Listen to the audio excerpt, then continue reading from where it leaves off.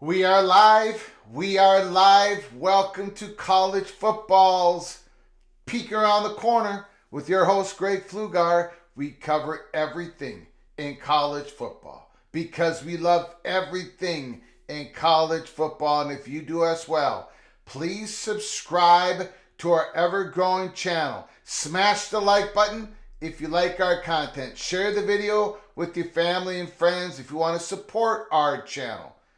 With the super chat, hit the $, make a comment, and I will get to your comment as soon as I possibly can.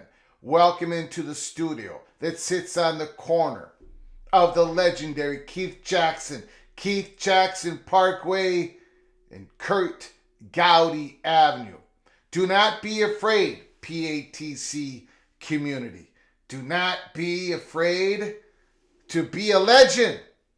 In the chat room with the comments and with the phone calls later in the show. We have a stacked show this afternoon. I gave a little bit of a peek, a little bit of a taste with the early peek episode this morning, episode 7, available to members, early peek members. We're going to go through it here live. A little bit more information added on to it. The gathering storm of ACC implosion is happening right now. It has been happening. It's been, the chatter has been high. We've been talking about it on December 26, 2022. We told you in a live show, in accordance to the information provided to us by the Florida State Money Perch, said in a couple months, in 2 months, Florida State was going to make some declaration on ACC, having to move things, having to reform themselves. Or they were going to leave. 2 months later, it happened. March 31st, 2023. We went through 3 options on how Florida State, the pathways they could find themselves out of the ACC. Number 1, Notre Dame. It would be easier if Notre Dame left because their payout would be a lot less. The grant of rights only goes to Notre Dame's tie-in with the ACC network. If Notre Dame left, the theory was that Florida State's grant of rights would only go to 2027 because they no longer got the consideration for the extended grant of rights 2036.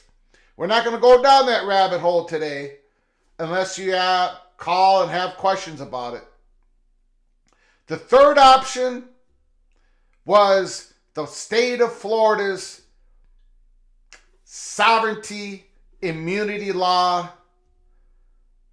State of South Carolina, I've been told, is very similar. That is popping up. That popped up yesterday morning. That popped up last night.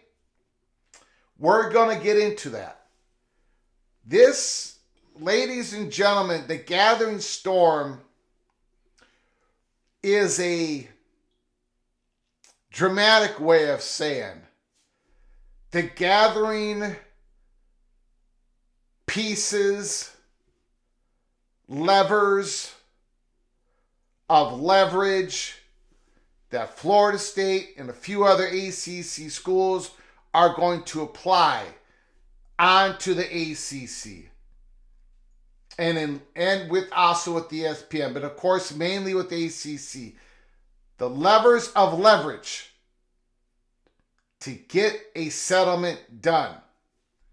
And what just happened over this weekend, that's just another log on the fire. Just another log on the fire. We're going to get into it. First of all, we're going to go through a whole bunch of news breaking today about portal, coaching. We're going to go into what ESPN, they just put out an article, Heather Dinich, on how they decided that Florida State wasn't going to be one of the top 4 teams in the college football playoff. We're going to go into what Paul Feinbaum said. He told us to shut up already. Less than 24 hours after this abomination, we're being told to shut up already. No, Paul, that's not how it works. There is no strings tied here. We are the rebel outpost of all college football YouTube channels. I am not a puppet. I am not a marionette. Where there's nothing tied to us. I can say whatever I want. I have all the credibility in the world. We have earned that here at Peek Around the Corner. And all the stories we've broken. We've gone after the Big Ten. I'm sorry, we have. I went after Michigan. And I stand by our reporting on that. But today, hell to the victors. I'll be rooting for Michigan in the college football playoffs. But I go where the story goes. We go where the story goes. I'm sorry. Colorado was meeting with the Big 12 on May 7th in Chicago. And we knew about it at April 28th. A couple days before that even. We knew about USC calling the Big Ten. March 31st, 2022. We broke that story. And the Big Ten followed us for 3 months. We got hounded by just about everybody. Big Ten is never going to invite us to a cocktail party. And look, ESPN, you done everybody wrong. Everybody. The sport, the college football fans. So when Paul Feinbaum says, besides the Florida State coaches and the players, shut up already. Here at Peek Around the Corner, we kind of do the opposite of that. Here, we express our opinion. I'm not wearing no tie. I got no suit on. I'm just a fat guy from Minnesota, and the people in the PATC community, they have their opinions. And they disagree with me. And we let them on the air, and we talk like adults, and we have fun with it. We take what we do here seriously, but we don't take ourselves seriously. And ESPN, man, you're taking yourself way too serious.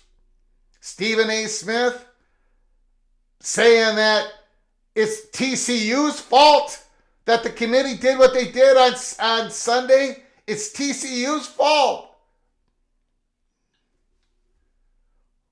Orlovsky saying that Florida State's not the same team now as they were 3 weeks ago. Therefore, they're not really the ACC champion. We can't really talk about them being an undefeated ACC champion because they lost their starting quarterback. And nobody on ESPN, I shouldn't say nobody. There are people, but the people who are taking up this Alabama, none of them will even talk about the fact that Alabama needed a 4th and 31 miracle to defeat Auburn. Not a whisper. I saw that Mad Dog and Stephen A. Smith, and I don't know who the other. I wasn't angry when I was watching it. I was bending over laughing. What is going on at ESPN? Get out of your echo chamber.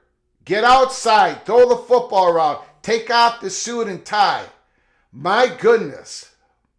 You can disagree. We can disagree on this. Even in this, we can disagree. But then to go around and tell everybody to shut up already. So ESPN can have the floor. They can have all the pressure. They can dictate just about everything. And when it happens, when they screw it all up, the majority of the college football fans know they screwed it all up. Now you're saying, shut up already.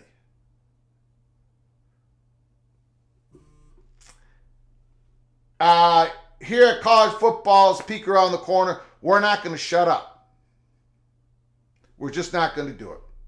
So I want to get into people in the chat. I want to thank them for coming on in here at the start of the show. We've got a lot to get into, and I want to get to your phone calls as early as possible and your comments as early as possible. Tim Bells is in the house. Thank you, Sir James Foster. Stephen McNeely's in the house. Early Peak member. Coy. Obsidian 75. The portal season has started, and it's crazy, and we're going to go through it. That's the first thing we're going to touch upon. Bring the content. That's what we're going to do. Doug Shepard. Hello, college fans. Hagen is in the house. T-Duck 72. Let's go, Holy Smokes Theater. The construction crew is in. We're building out the Holy Smokes Theater. We're adding seats. We're adding rows. The first quarter of 2024, we have to add seating. We have to increase seating attendance in PATC's Holy Smokes Theater. If that isn't a good enough hint of what's about to go down, the evil Badger, Jeff Olson, he's got his popcorn ready. Cornelius Green, Florida State should be running to the Big Ten along with UNC. Chad Bracey, NC State should fire Boo Corrigan for irreparable harm done to the NC State athletic program. We're going to touch upon that. That comment right there I'm about to explode once again. This is not just about 13-0 Florida State being behind a 12-1 Alabama who frankly did not play good in large swaths of this season. This is about the devalue of ACC.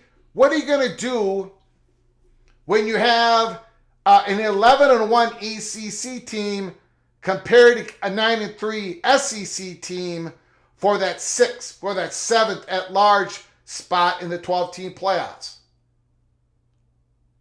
The committee just set an unbelievable precedent going forward. The ACC has been devalued greatly by this. And the schools, the ones that want to play at the highest level of college football, they know it. And this is just adding fuel to the fire. Chad is absolutely correct. And ESPN does not care. They don't talk about it. They don't talk about it. They completely avoid the subject of the ACC. Have you noticed that?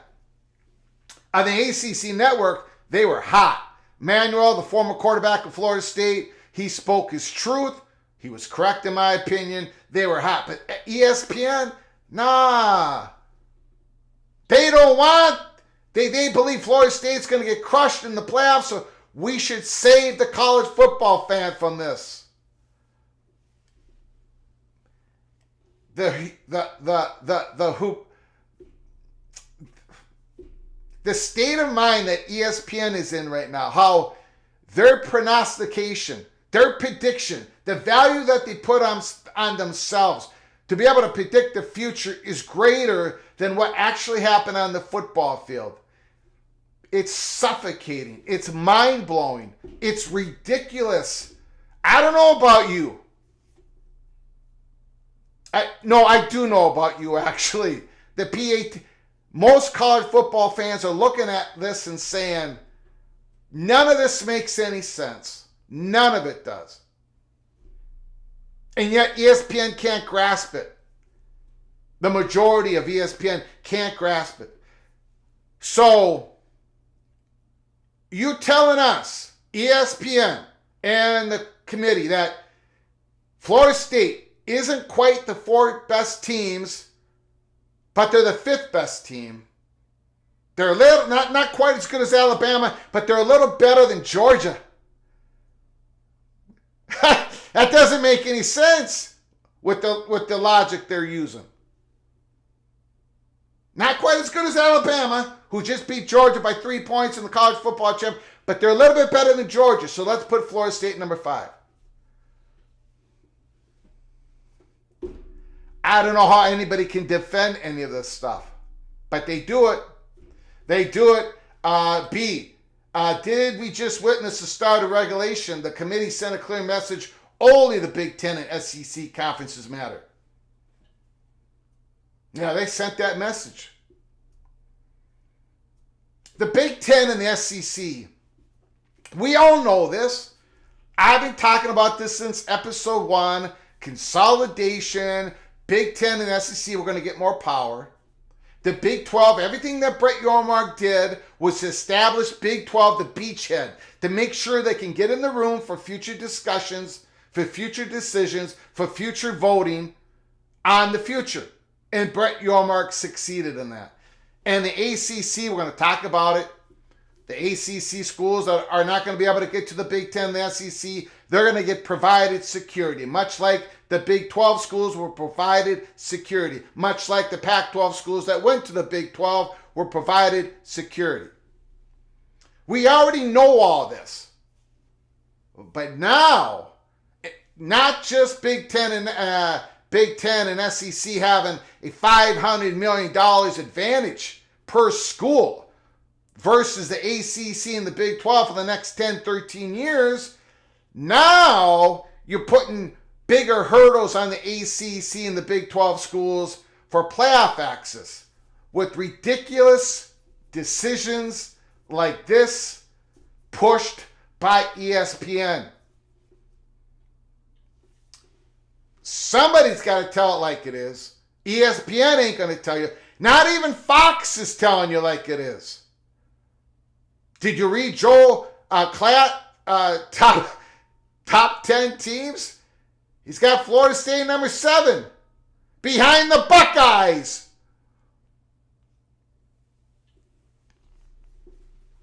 Or, yeah, they're behind the Buckeyes. Anyways, I got to get through this. We got a stack show. I apologize. I'm already going off. I got to calm down. I got to relax. We have a big show. We've got a big show. So let's get into it. Thank you for everybody coming on in, even if I didn't get to you. Thank you, B, for the super chat. Appreciate it. Okay. Let's get into it. Let's go to the portal first. We got to go to the portal. Some other news. Notre Dame got their new president. We're going to get to the Holy Smokes Theater. We're going to get to information provided. We put it in an early peak episode. That's for early peak members. They get the first peek on information, new information. If you want to become an early peak member, just hit the join button. There's only one level of membership, $5.99 a month. That is available to everybody. Just hit the join button.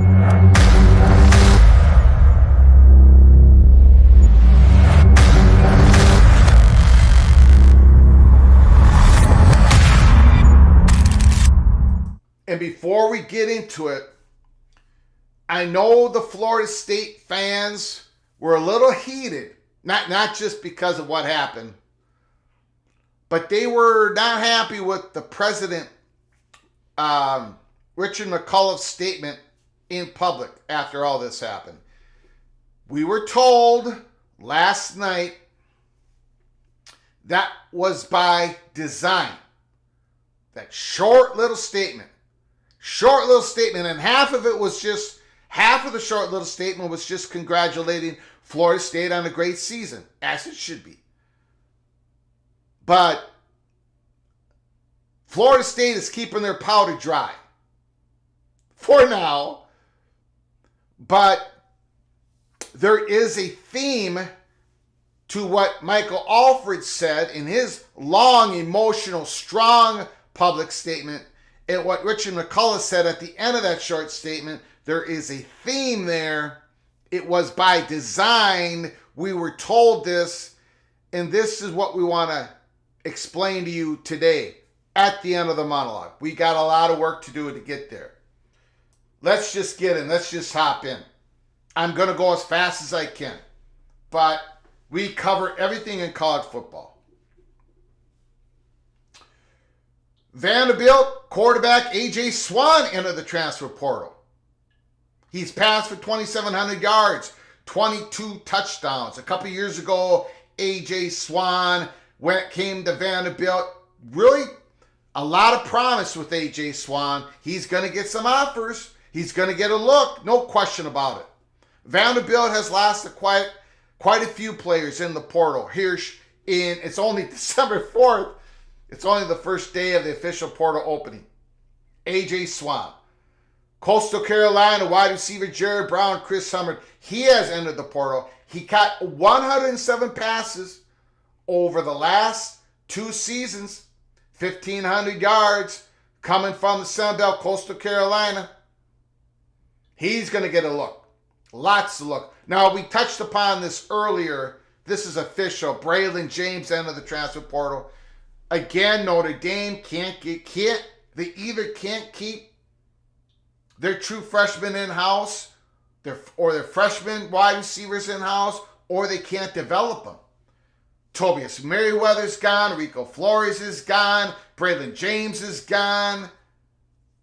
Notre Dame's got to hit the portal hard for wide receivers. I don't know. We're going to see how the dust settles once again when it comes to Notre Dame's wide receiver room. But for whatever reason, that is the unit that they can't get their arms around, and they're bringing in a new wide receiver coach and let go of Stuckey. We'll see what happens. Oklahoma Star. Holy smokes. Dylan Gabriel set to enter the transfer portal. Threw for 3,600 yards, 42 touchdown passes. I asked the question on Twitter. I said, where's Dylan Gabriel going, PATC community? I got a whole lot of ducks. In the response. Is Dylan Gabriel going up there? Coach Lanning going to be the Ducks quarterback in the first year in the Big Ten? One more year to try to heighten his stock for the NFL draft in 2025, the spring of 2025. I know there's been a couple other schools mentioned, but according to the PATC community, it looks like it's Oregon. We shall see.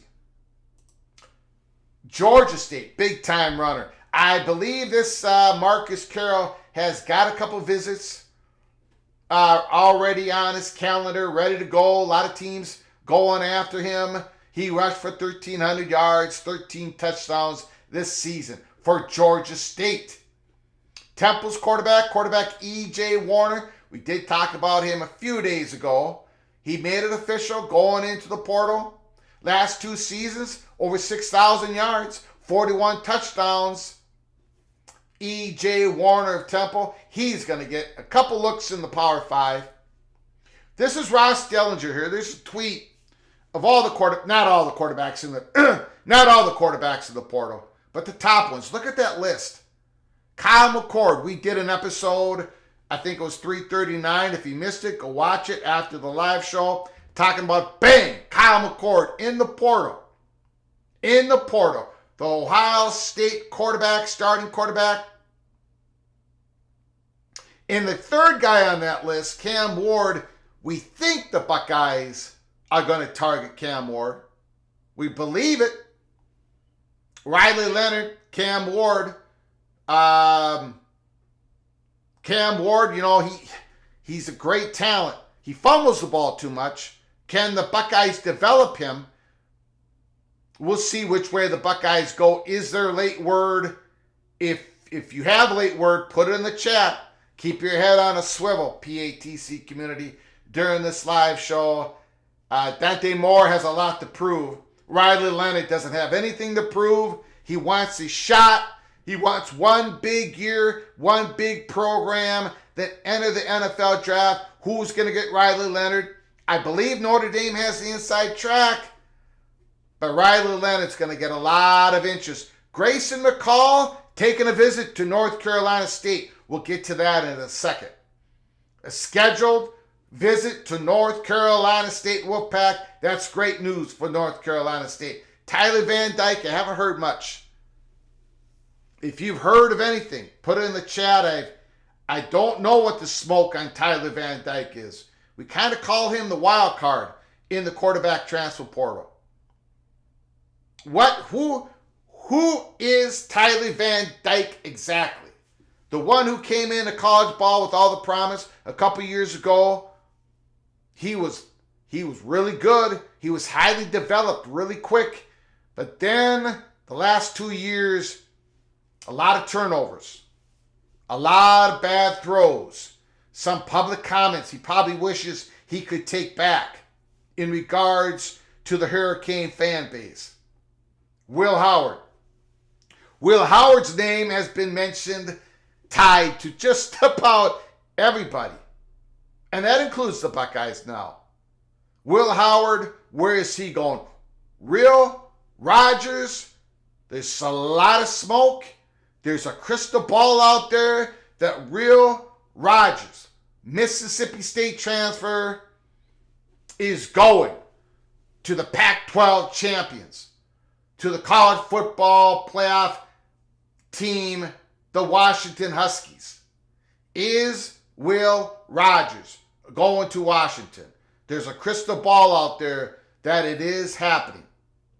And then DJ Ungale, smoke that he's going to Florida State. We shall see. A lot of big names. Then here comes a young guy, Aiden Childs, Oregon State. He threw the ball 35 times, somewhere around that. Big time recruit. Big time recruit. Big time. A high 4-star at 247. I believe an overall rating of 96. He's leaving Oregon State. He's got a whole lot of eligibility left.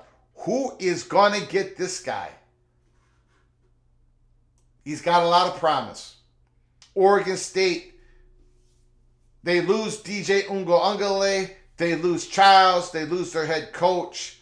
It's going to be rebuilding, restructure time at Oregon State as a quasi-independent school. It's going to be a difficult task. Here's another Vanderbilt player. We talked about the quarterback earlier, wide receiver Will Shepard. 47 catches, 687 yards, 8 touchdowns. He's going in the portal. Utah quarterback Bryson Barnes has entered the transfer portal. We know Cameron Rising is coming back next year.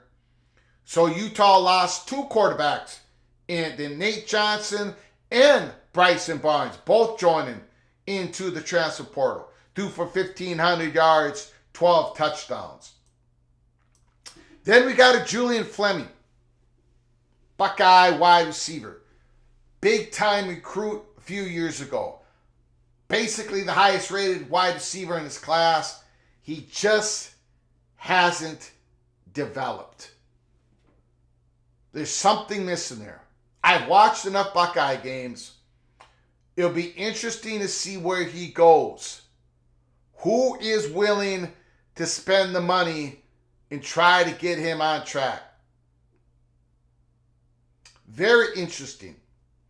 I'm not surprised he went in the portal. The Buckeyes are going to be stacked next year at the wide receiver position. Somebody, and whoever gets them is going to have to, the NIL, they're going to have to, it's going to cost some money. Someone's going to have to, gamble on Fleming at this point. See if they can develop him. Here's a big-time Arizona State edge rusher, B.J. Green. Now, this cat is going to get a lot of interest, like Tom said here. 11.5 tackles for loss. He is going to get some. He's going to get some strong interest. B.J. Green, remember the name. Sun Devil B.J. Green, South Carolina receiver. Juice Wells has officially entered the portal. 965 yards, 7 touchdowns in his career. He missed much of last year with a foot injury. Juice Wells, though, if you watch SEC football, South Carolina, you remember Juice Wells a couple years ago. He's got juice. Juice has got juice. Keep an eye on that name. And then Georgia quarterback Brock Vandagriff, who lost the quarterback battle position with Carson Beck, is expected to enter the transfer portal. Holy smokes. Former 5-star recruit, has got a couple years of eligibility. This is a type of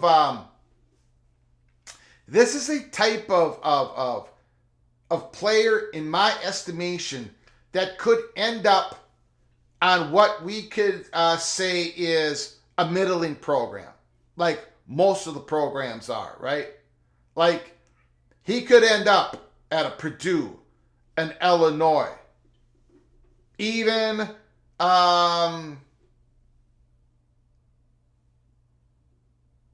let's say a BYU. Not a top level program, but somewhere in the Power 5, Brock Vandagriff, somebody I think is going to get Brock Vandagriff who would never have gotten him right out of high school. There's a chance there. And he could end up still being a great one. A Mississippi State. A Maryland. An Iowa. I think he's going to end up somewhere, not at a helmet school, but somewhere he might make a big difference. A Wisconsin. As Ryan really said in the comment section. Okay, so those are some of the portal news. As we said earlier, Grayson McCall, NC State has emerged as a strong option for Grayson McCall, the 3-time Sun Belt Player of the Year, who has thrown for over 10,000 yards, 88 touchdowns, just 14 interceptions, and also rushed for 18 touchdowns. Unbelievable career. Grayson McCall, Coastal Carolina, the Sun Belt. Most of that with Jamie Chadwell, who's now the head coach of Liberty. Grayson McCall looking for 1 year, an Autonomy 4 conference to help his NFL stock. And right now, it's NC State has emerged a strong option. I read in another report that there is a visit lined up. A visit lined up. So, Notre Dame.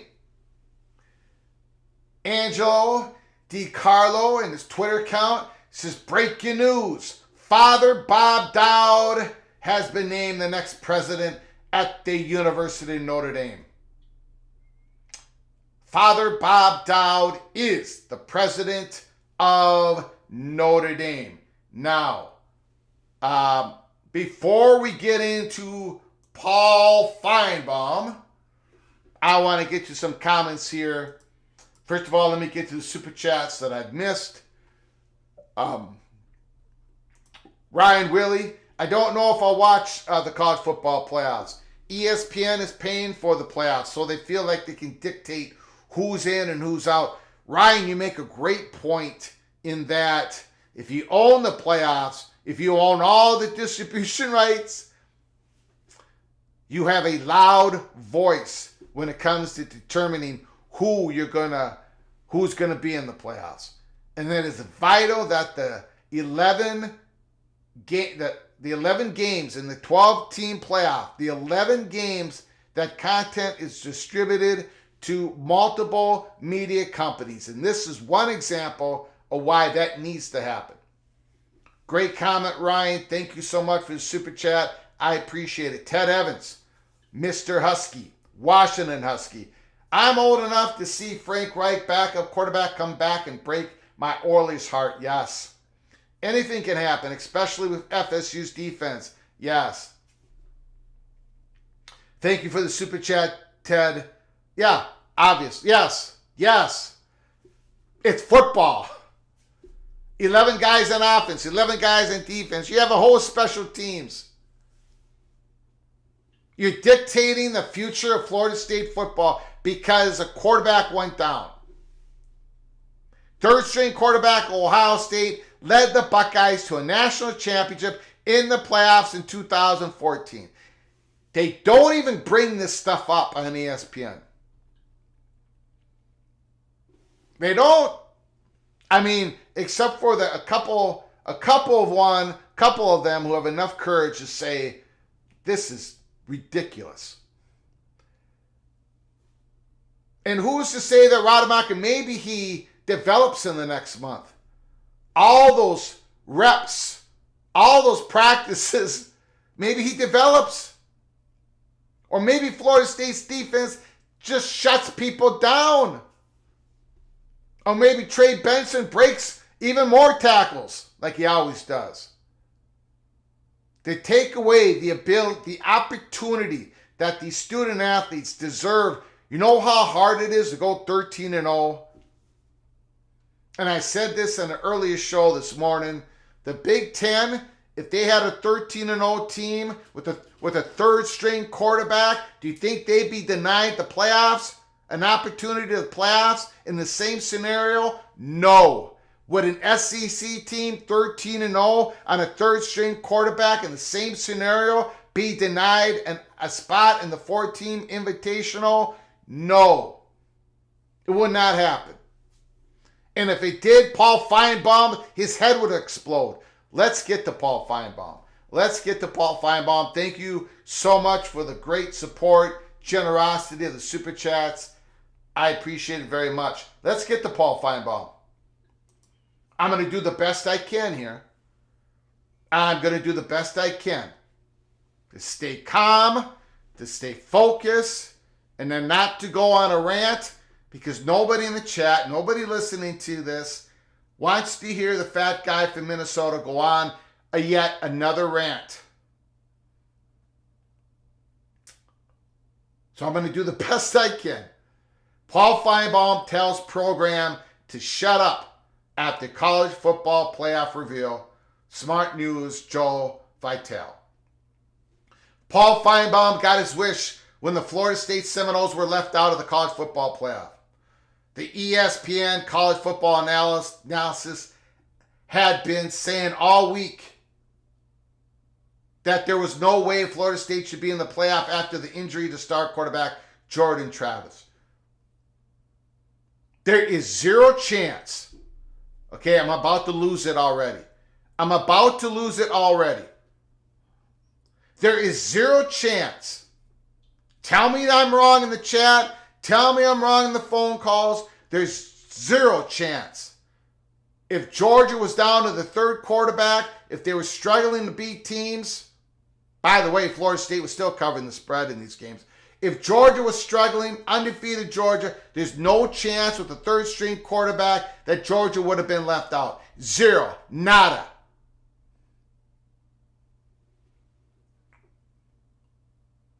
The system is broken. We're going to get to that. So when the committee opted, back to the article, when the committee opted to put the Texas Longhorns and the Alabama Crimson Tide in over the nose, Feinbaum was happy with the choice. But a ton of others think the committee got it wrong and feel awful for the Florida State Seminoles. As for the Florida State program itself, their athletic director released a statement. We're going to be going over a little bit of that here shortly, because I need to explain something. And it has to do with the Holy Smokes Theater. We're going to go through that in a second. Released a statement shaming the committee for its decision. So did head coach Mike Norvell. Less than 24 hours since the decision. Less than 24 hours. Feinbaum already tired of hearing about it and said people need to shut up already. They did get it right, he said. And can we all just stop with the fake outrage? There's nothing fake about this outrage at college football's peak around the corner, Paul Feinbaum, because you know why? Because we have passion and love for the sport. We're not a suit and tie. They did get it right, Feinbaum said. And can we all just stop with the fake outrage from Florida State Athletic Director and the president? Can we all just stop with the fake outrage from the Florida State Athletic Director and the president? Okay, I'm sorry. I apologize. I'm going to lose it. If you need to hit the mute button, hit the mute button. If you need to leave the program for a moment, I don't blame you. Go ahead. I'm giving you a warning. Can we just stop with the fake outrage from Florida State's athletic director and the president? Are you kidding me? Are you kidding me? This propaganda ESPN pushing for this result? You just took money out of Florida State's coffers. Florida State already looking down the barrel at a financial gap with the SEC that makes it almost impossible for them to compete in the future years at the highest level. You just took money away from them. And you're saying they have fake outrage? Student athletes that bust their butt for weeks and months. They go to a team they're trusted. If they run the table 13-0, win the ACC championship, they don't get the opportunity to go to the playoffs over two teams that lost the game.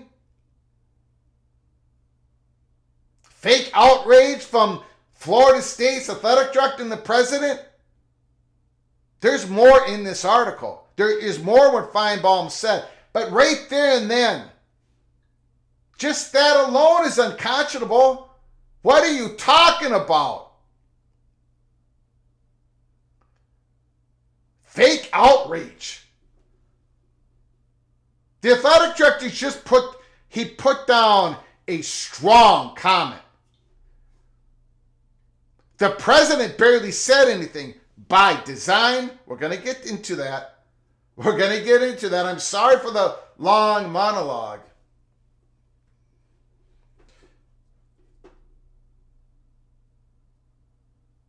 Feinbaum. I get the coach. I get the players, but the rest of the people just need to shut up already. This is less than 24 hours after this abomination.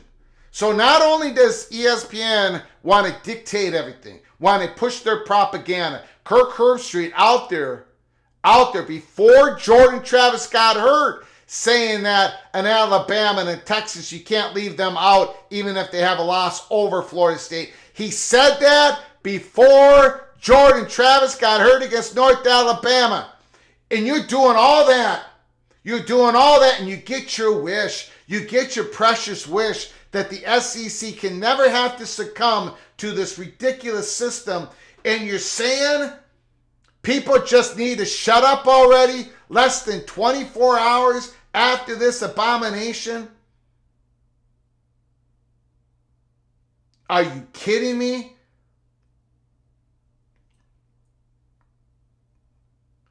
By the way, I'm really getting off track here. By the way, this is why I know it was stupid, it sounded stupid, but there was a purpose at the time when the alliance was created. It went pear-shaped, I understand that, but there was a purpose. The purpose was to stop the ESPN SEC monopoly. In other words, to make sure that ESPN did not control all the content of the playoffs going forward. That's the main reason the alliance is built. Not scheduling alliances, not anything else. You saw Kevin Warren stab Pac-12 in the back. All that was going to happen anyways. Heck, I was telling people it was happening anyways. Not that anybody was listening.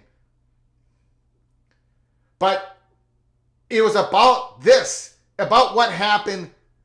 What happened on Sunday, and what could happen, and it is going to happen in the future. I'm going to get to the next page of this. I just want to. Can we all just stop with the fake outrage from Florida State athletic director and the president? Florida State. You know what? I'm going to hold off on that. No, I'm not going to hold off on that. Florida State right now today, with their new streaming network. Florida State, we covered that new streaming network. Yes, all the games, all their live content has to be distributed by ESPN, ABC, the Disney Network, ESPN Plus, in accordance to, not ESPN Plus, according to the ACC media contract and the bylaws. But everything else, besides the live content, Florida State should put everything else on their streaming company, in their streaming network. Nothing else. No interviews, no coaching interviews, no player interviews, no recruit. They should shut the door on ESPN starting today. The sports information director at Florida State should tell ESPN, my phone is off the hook for you clowns. When you have Paul Feinbaum, the figurehead of college football at ESPN, the company that distributes ACC content, less than 24 hours saying that the Florida State athletic director and the president, they should stop with the fake outrage. That's what Florida State needs to do starting today. Shut ESPN out. Anything extra beyond the ESPN contract with the ACC, they should be shut out. And lastly, in this small article that we're going over, Feinbaum discussed the obviously 4-team playoff has issues, but in the end, it was the best result. This college football, it is not a perfect system. A perfect system in which the SEC never took a shot to the head with the lead pipe. A broken system in which the SEC never had to be the victim. And Paul Feinbaum made sure of it. This college football, it is not a perfect system, he added. We have controversy every year. Never involves SEC. It helps fuel what makes the sport great. It helps fuel this controversy. It helps fuel. You mean you're not telling people to shut up less than 24 hours after this abomination? You see how that doesn't make any sense? Paul Feinbaum, he wants to poke you, right? He wants to burn you. He wants to say, this controversy, Florida State left out, it what fuels the sport. Oh, by the way, everybody shut up that doesn't agree with me. Oh, by the way, the fake outrage of an athletic director and president, be quiet. None of that makes any logical sense. None of that it makes about as much logical sense as the decision was made on Saturday, pushed by, on Sunday, pushed by ESPN.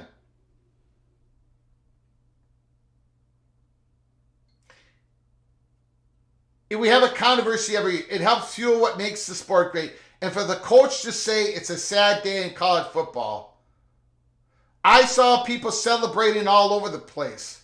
I think we have an amazing game. It's all about the game. It's all about what ESPN can sell. Not about what happened on the football field all year long. I think we have an amazing game. Michigan and Alabama, please. Michigan was upset. They have to play Alabama. It's a sad day in football. Look, it helps fuel what makes the sport great. And for the coach to say it's a sad day in college football. So now he takes a shot at the coach for saying it's a sad day in football. Why would Florida State spend another second with ESPN? Why would Florida State spend another second with Paul Feinbaum?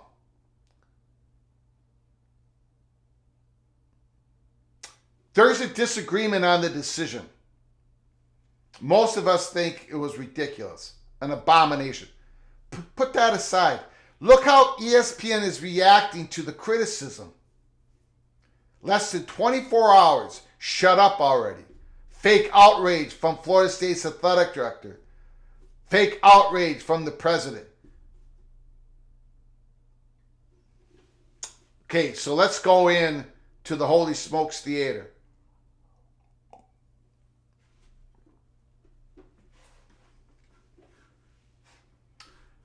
Let's go into the Holy Smokes Theater.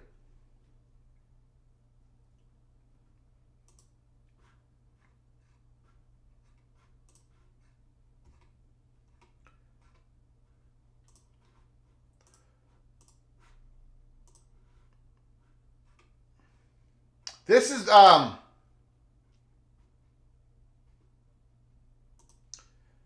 is Mike Alford. I'm not going to go through this statement, but I want to hit upon something that is going to be just another log on the fire when Florida State acts, which we believe will be in the first quarter of 2024. We've been saying that since December of 2022 because that's the information that was given to us by individuals, and everything, almost everything they've said has happened leading up to now, today, December 4th. The consequences of giving into a narrative of the moment are destructive, far-reaching, and permanent, not just for Florida State, but college football as a whole. Next paragraph. The argument of whether a team is most deserving or best is a false equivalence.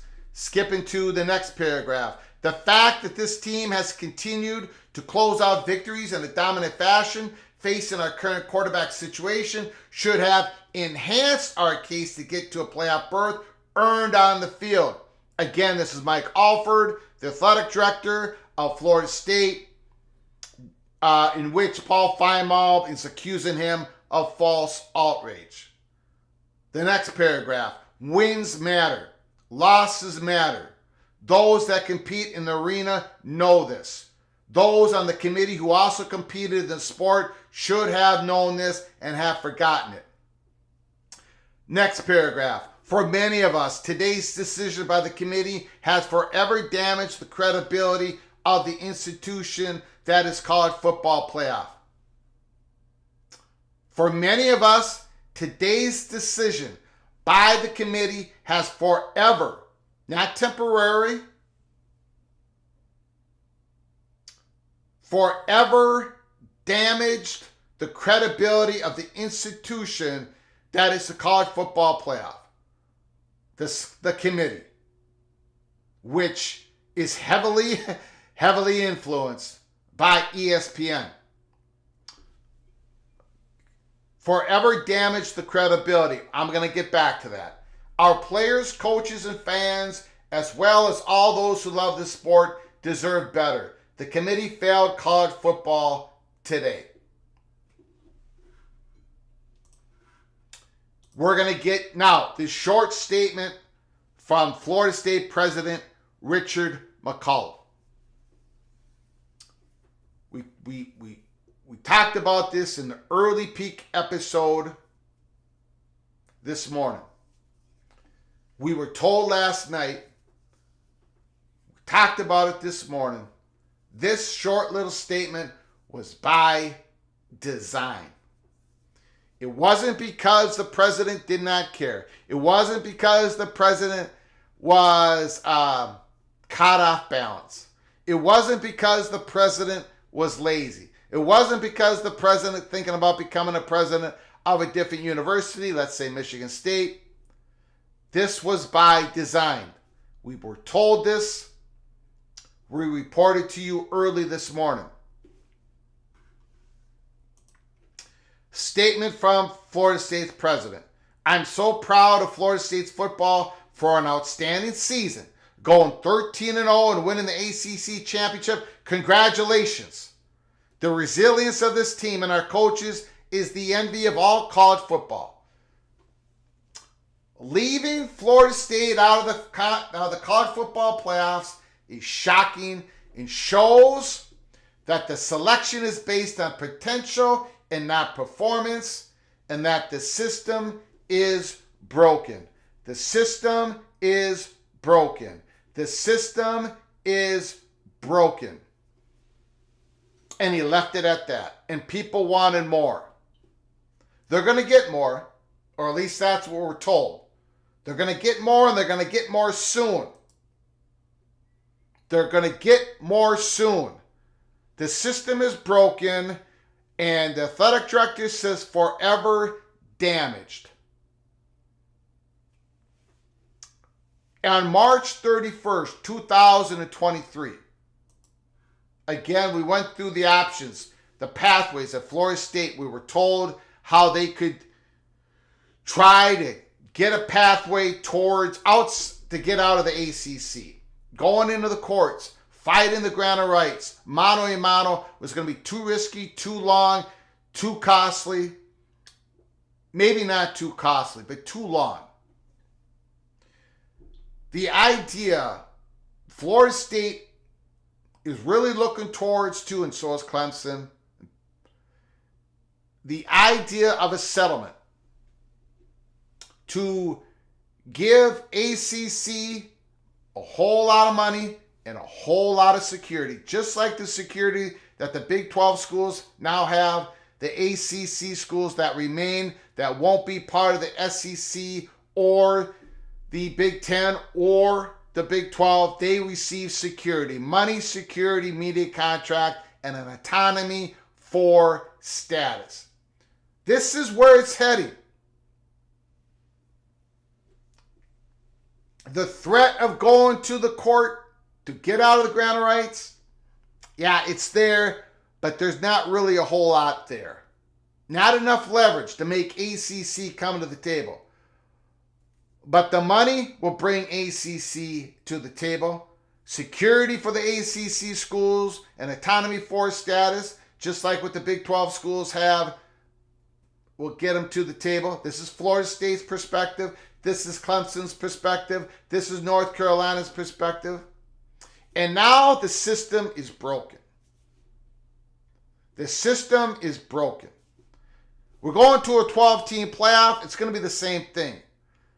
They're going to have to look at comparisons for those at-large bids. And the precedent has been set. The ACC schools know they got to be the top dog or the second top dog in the ACC in an 18-team ACC to get access to the college football playoffs. California, SMU, Stanford, it's not going to really help generate strength of schedule. They know that the committee, this influence that SEC and ESPN has over the committee is not going away. Hopefully it lessens because the distribution is going to be spread out to more media companies, but the influence is not going away. Florida State, we talked about it on March 31st, the three options.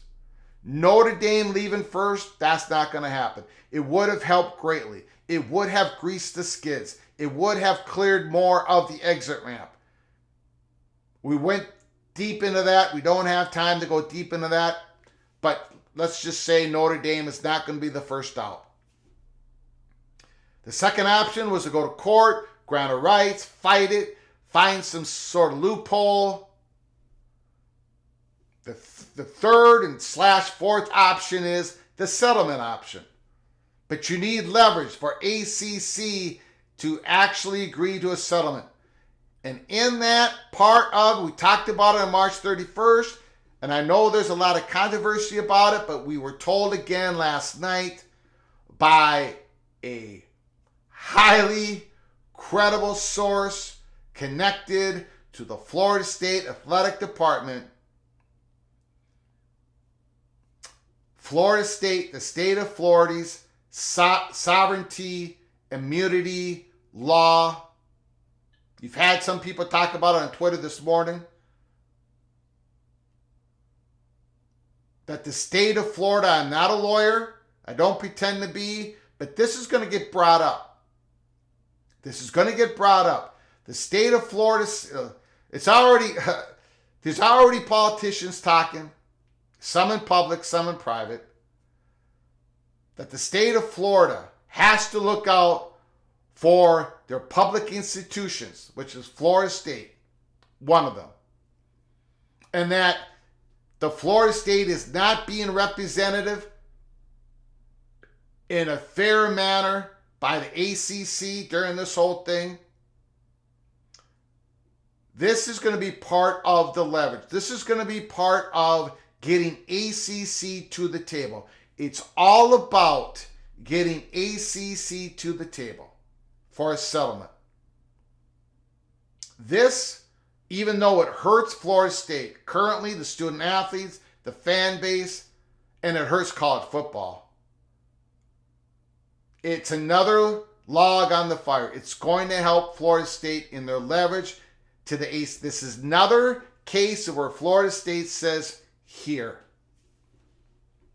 we are willing to pay you huge, massive dollars to get out of the ACC.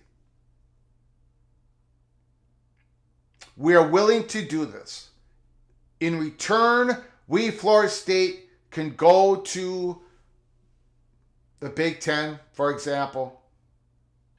And in return, the ACC is going to get security, autonomy, money. This is where it's heading. This is the pathway. And the state of Florida is now going to get active. The boosters were hoping about that. They brought it up. They've been talking to politicians months ago. It's why we talked about it on March 31st. And I know we have lawyers. I know we have really smart people in the PATC community who have called and said that's not really something that they can do. That's something that Florida State can only act upon, the sovereignty laws, if the ACC would sue them. Well, Florida State saying we're out of here, take your grant of rights and do with what you want with it. Now the ACC comes in and sues Florida State, and that's where the sovereignty laws of the state of Florida come into play. I'm not a lawyer. All I'm telling you is This is another instrument, another log in the fire for Florida State to get ACC at the table.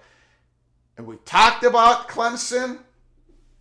We talked about all the communications they've had indirectly. We know this. Other people know this as well. They're not reporting on it because the professional reporters, they're waiting to get the whole story. They're waiting for the next bite of the apple. They're waiting for a major event. And I'm not going to step on their toes. I'm going to stay away. But I'm giving you as much as I possibly can. Clemson has been so active. And the state of South Carolina has the same, not the same, but they have sovereignty immunity laws. That is probably going to be part of this event as well. And you know, at Peek Around the Corner, when it comes to the Holy Smokes Theater, we said that for the first time ever, Greg Sankey ran into the room. He's sitting next to Florida State at the VIP box at the theater, and ESPN is there. The chances of Florida State ever becoming an SEC school now has just crashed through the floor. I'm not going to sit here and say it's impossible, but we go through the rules of realignment. The number one rule of realignment, it never sleeps. The second rule is there's a domino effect to it all. The big dominoes drop first. In this next realignment wave, Florida State is the big domino, along with North Carolina and Clemson. The third rule is it's about relationships. It's about relationships. There's so much history involved with relationships are important when it comes to realignment. Ask TCU when they entered the Big 12. It's all over the place. The relationship between Florida State and the SEC, Florida State and ESPN is non-existent after all this. So, you want an update on the Holy Smokes Theater? You want an update? The chairman of the board of Florida State, Collins, has walked out of his VIP box. Not taking a look at Greg Sankey, walked down, and he's sitting in the first row, looking at the Florida State, who's in the center of the stage, the Seminole, along with Clemson. He's no longer sitting in the VIP box. He's no longer sitting next to Greg Sankey. That is your Holy Smokes Theater update.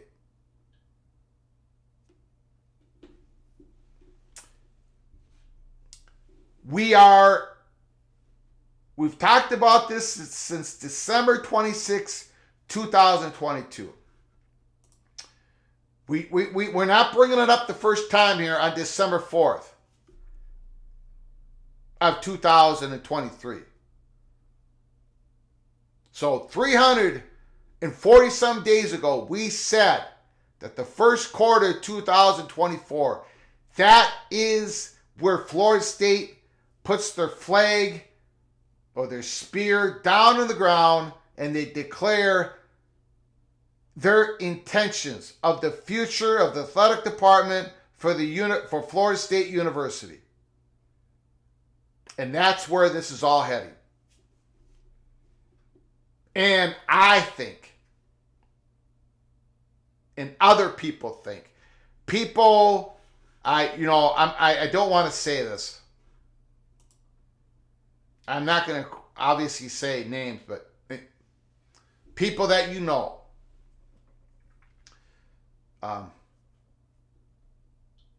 There are people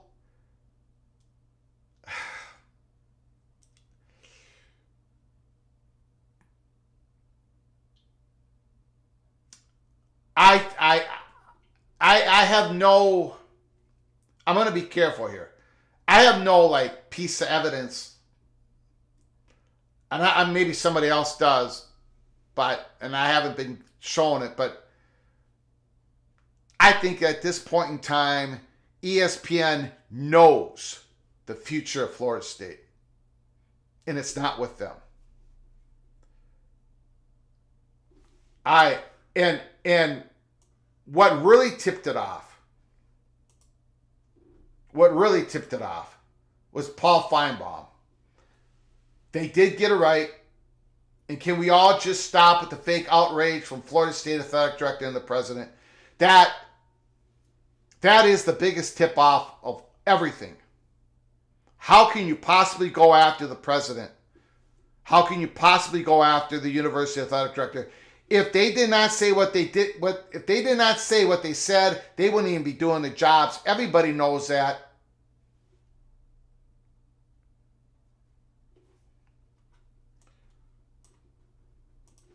So we are at the point in time, we're at the precipice here. We were told the first quarter of 2024, you know this. We were actually told a date range with Clemson, an important date range. We know some of the reasons why. There's other reasons, we don't know everything.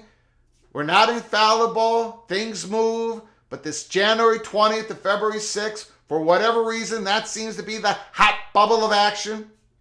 And the last time we talked about a hot bubble of action between April 28th and May 17th, it happened in May 7th, Sunday, Chicago. Colorado sat with the Big 12. We're getting the same type of chatter, per really good information. And everything I've said about this, we are okay. We haven't stepped on any toes. I'm not in trouble. I can harvest the field again. We're going to keep giving you the information as we go along here. And we sat on December 26, 2024, 2022. This was going to be a long road. It's been a long road.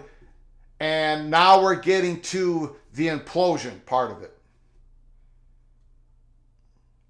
So buckle up. I'm going to get to your comments. I'm going to get to your phone calls. When we get to your phone calls, you can talk anything about college football that you want. Portal, how you feeling with your team, what position do you need to get, who do you want to get. You can talk about the fiasco on Sunday, or you can support it. We've had calls yesterday supporting the decision of the committee. You can talk about Paul Feinbaum. This is a clean family show, so watch the language. You can support what he said, not support what he said. You can show anger. You can show happiness. Just watch the language. Let's get to your comments. A lot of comments. Smash that like button. Thank you, Awesome Lawson. Yes, my dogs. Maryland. Now it's FSU to the Big 10. Big 12 will be fine for now.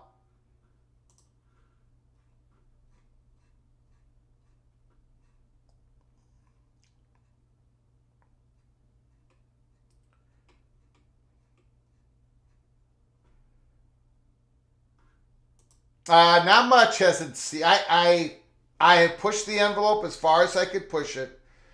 I can say this, just like the Colorado story, we've been consistent. We've been given updates. The PATC community were the least surprised people in all college football when July 27th happened. People who following us at Flug Empire, before we brought up this college football YouTube channel, the people who were following us when June 30th, 2022 happened, the people who following us on Twitter, on Minnesota 247, and people at USC 247, they were the least surprised that USC was going to the Big Ten. First quarter 2024, unless something moves, unless something shakes, PATC community is going to be the least surprised when there is some sort of declaration happening. Thank you, John Teal. Paul Feinbaum, the mouth of the South. Jimmy Hart, thank you so much for the super chat, John. I appreciate the continued generosity that you have shown this channel. Appreciate it so very much. We are going to get to your phone calls. We're opening up the phone lines. 763-260-1333. 763-260-1333. I have a pinned tweet in the chat. You can see the number as well. Give us a call. Talk about anything in college football that you want. Call from Ryan Thomas. Ryan Thomas, the floor is yours. Well, I think that everyone's outrage has already said anything I was going to say about the rankings yesterday. So, I mean, I don't think I have anything to add on there. But what really irritated me, Greg, was what you just talked about, was Feinbaum's just deliberately going after the administration of the university. And that was scripted. That was A-OK from ESPN. And what yesterday was, it was ESPN flexing its muscle and basically telling Florida State to shut up. Yeah. And basically, that's exactly what it was. I think I think that ESPN was probably willing to entertain getting Florida State some other schools in the SEC, but I think what they were going to have to do is they were going to have to take a significant those schools were going to have to basically be in the same monetary situation, which probably wasn't, which was not good enough for FSU and others. And ESPN right now just basically threw down the gauntlet, and they basically, there is an old country fried saying, Greg, and it's called "Pigs get fat, but hogs get slaughtered." And I mean, ESPN has been trying to have it both ways for a number of years. And, taking Texas and Oklahoma, and then being outraged that Fox and the Big Ten would respond with the four that they did.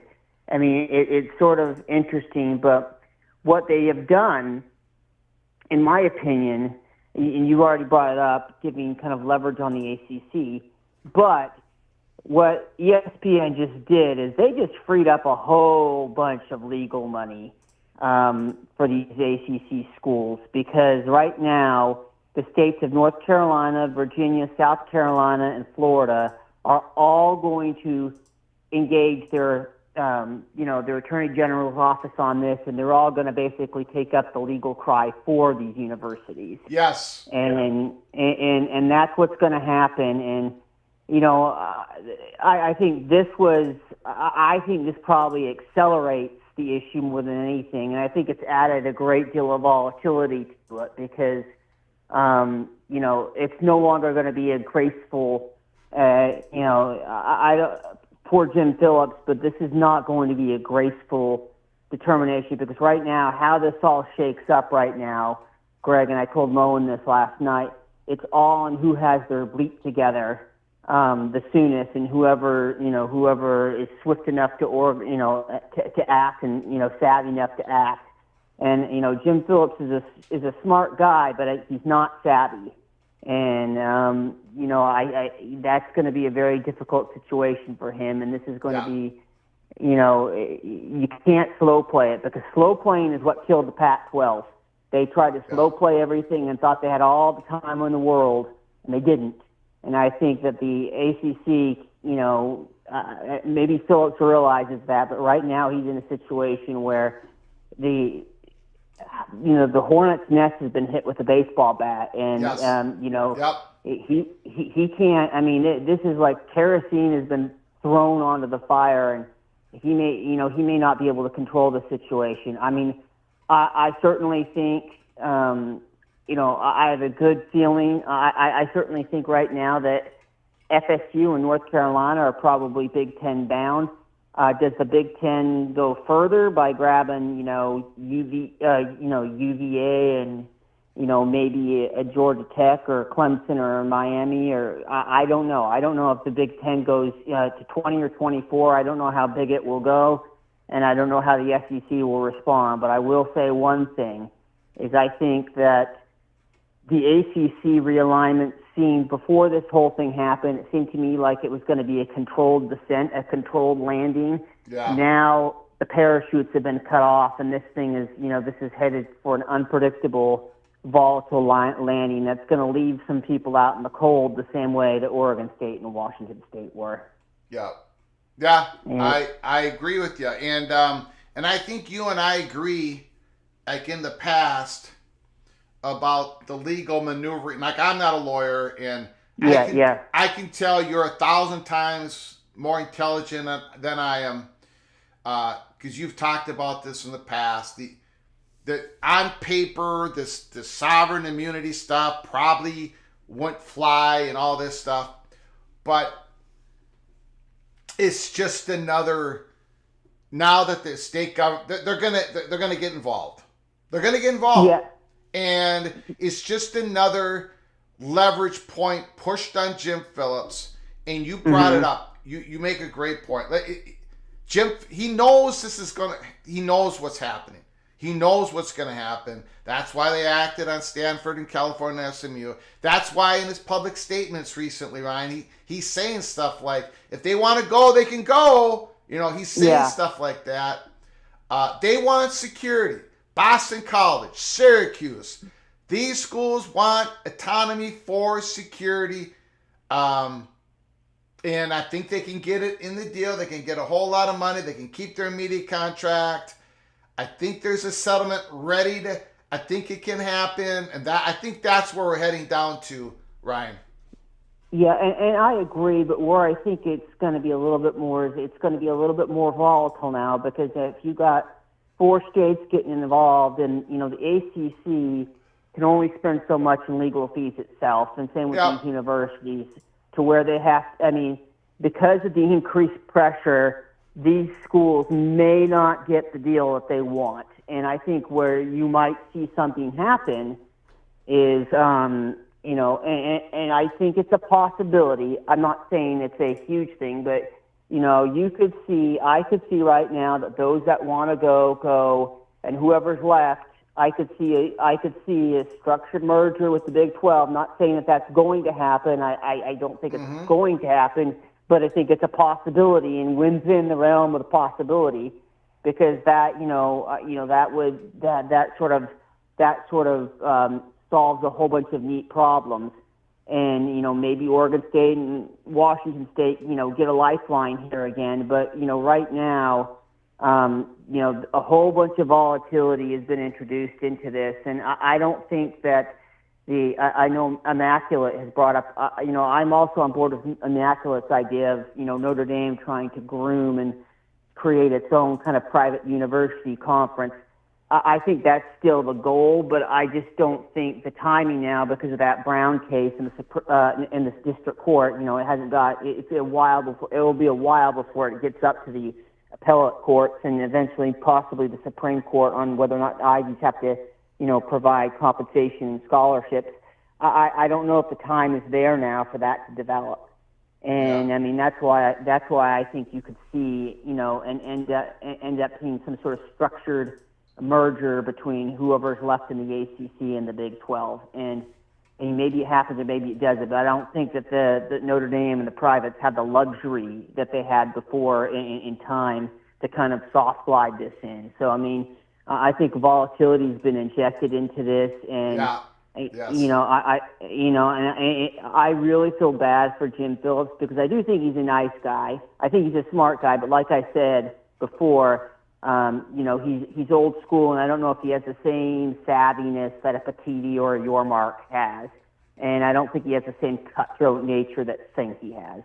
No. So, unfortunately for him, that doesn't bode well. But, that's all I had to say. And, we'll see. I'll be at that Rose Bowl for Michigan and Alabama.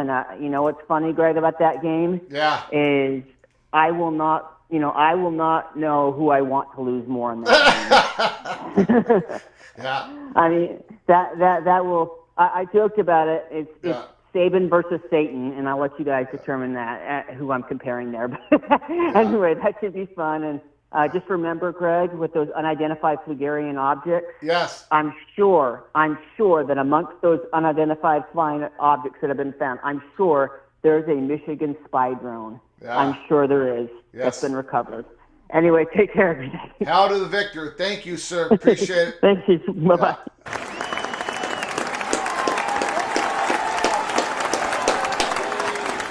Great call. Phone lines open. Look, I had to hide user Billy Tuesday because of the language she was using in the chat. Watch your language, people. I don't mind you disagreeing with each other. I don't mind you throwing a kind elbow at each other. This is college football. There are rivals. There is disputes. There is different of opinion.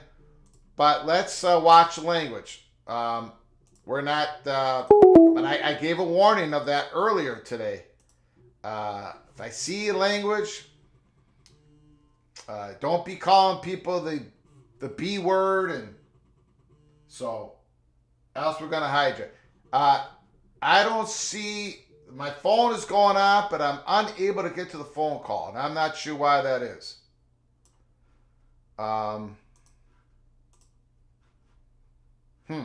Call again, whoever just tried to call.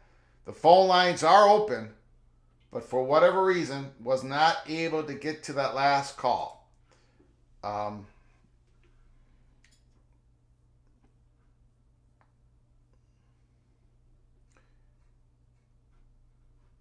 Chad Bracey, as a Florida State fan, my wish list would be Big Ten as top priority and SEC over staying in the G5 ACC. And of course, that's kind of the, that's kind of, again, what happened on Sunday is not just about what happened to Florida State. It's about what happened to the ACC. It's what happened. Call from Moen, Mr. Buckeye, Kyle McCord in the transfer portal. Cameron Martinez, the guy I want Gophers to get. He just got an offer from Western Michigan. Hopefully Fleck throws out an offer. Who's going to be the transfer portal target of the Buckeyes, and what do you got to say across college football? Well, I think probably Ward is going to be the target out of Washington State. He's going to be their top target. From what I understand, Coach Day sat down with Kyle McCord this weekend and let him know they were going to target a transfer and asked him if he'd stay and compete, and he didn't want to stay and compete. So good luck to Kyle McCord and all his future endeavors. Maybe he can make a Joe Burrow situation happen. I don't look for that to happen, but we'll see. Yeah. We'll see. I wish nothing but the best for the young man. Yeah. And hopefully we do get Ward, because I think Ward and Ryan Day's system is going to be outstanding. That's what I said in my episode this morning. I thought Cameron Ward would be the target. He's got to get schooled up a little bit and not fumbling the ball in the pocket. Other than that, I think he's ready to roll for Ohio State. Yeah. Ryan Day runs a little complicated system, so we'll have to start hitting the books. But the earlier the better. Aaron Nolan enrolls early, so he's going to be hitting the books as well. So I wouldn't be shocked. Don't be shocked if they put Aaron Nolan into that conversation as well. Okay. They've got a lot of faith in that young man. So, but I wanted to call and say, yeah, Feinbaum's an idiot. He just more or less confirmed that for the 147,000th time this morning. Yeah. And I think you're right. ESPN knows they don't have a shot, so they're going to take it out on them. Yeah. The words towards, I'll put it up on the screen. The words expressed to Florida State here is just ridiculous. They did get it right. Can we just all stop with the fake outrage from Florida State Athletic Director and the president? That's what Feinbaum said less than 24 hours after this happened. Unbelievable. Yeah.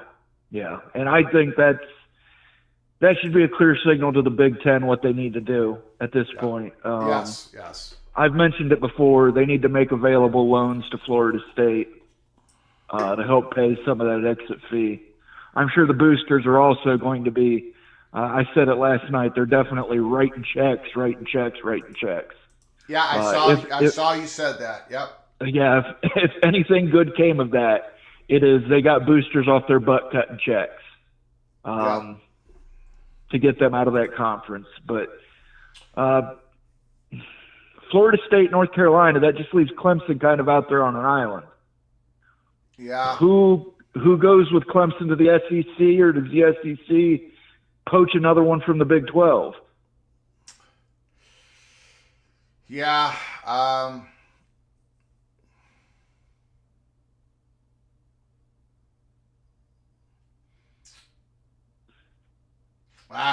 don't know, man. We're gonna have to start really exploring all this now.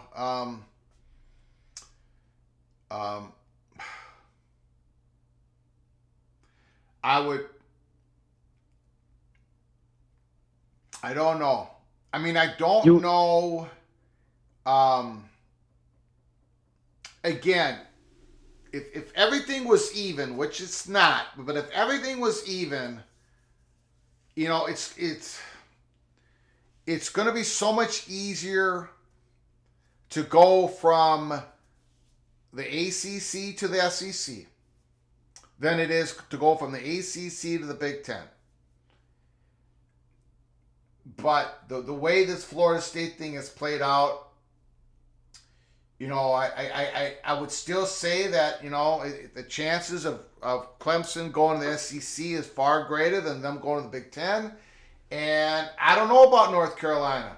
We do know stuff, but we know that North Carolina, we know there's a couple boosters. I can say this because we've said it before. A couple boosters have let the Big Ten know, they let their own university know that they want to become international. They want to become a university, UNC Chapel. They want that Big Ten tag on the university. We know that. Other reporters know that. There's a big push among some part of the UNC money perch. And that also includes the same ones that are building the hockey program. It's all tied in together. There's a money power there that wants it to become a Big Ten university, and then you have the other part that wants it to be SEC. So I don't know, Mo. Yeah. Do you think they might change their mind, seeing how the SEC just treated their sister in Florida State? Sure, yes, possibly. But then again, if you're in the SEC, you don't have to worry. It's more personable to Florida State because they just went through it. And plus, Florida State and the SEC, Florida State and ESPN already had a cooler relationship. The SEC, the offices being moved to Charlotte. The ACC offices moving to Charlotte. The North Carolina, the state of North Carolina, Chapel Hill, Duke, they've always had a closer relationship with ESPN than Florida State. Always. So,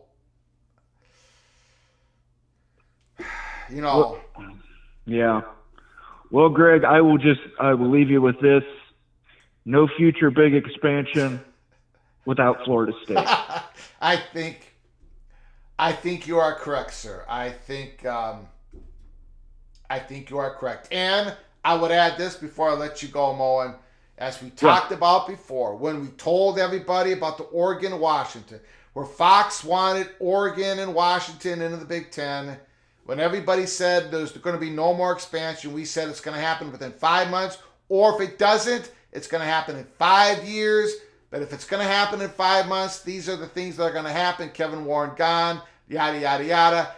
Big 12 is going to break into the Pac-12 more than once. They did. All that stuff happened. Oregon, Washington, into the Big Ten. When all that happened, Moen, when all that happened, the very next day, I said, here at College Football's Peek Around the Corner that Ohio State, Penn State, and Michigan, but particularly Ohio State, was going to call the next shot on Big Ten expansion. In the Big Ten, that doesn't usually happen. Even though Ohio State's the most powerful university in the athletic conference, normally that doesn't happen. In fact, Ohio State and Michigan and Penn State, they kind of pushed themselves away from the expansion table when it came to Oregon and Washington.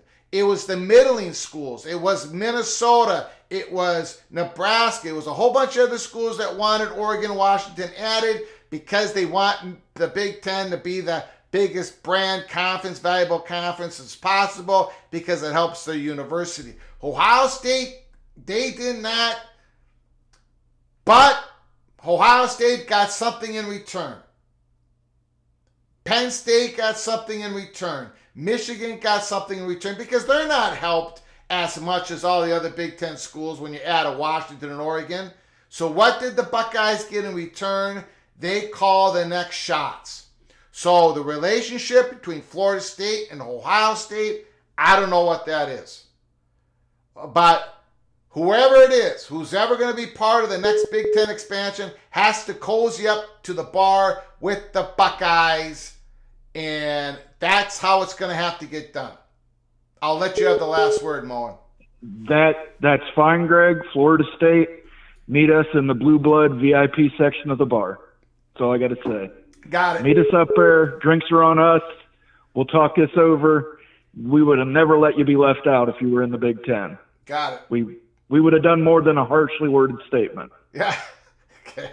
Got it. Thank you, sir. Appreciate it. See you, Greg. Mr. Buckeye.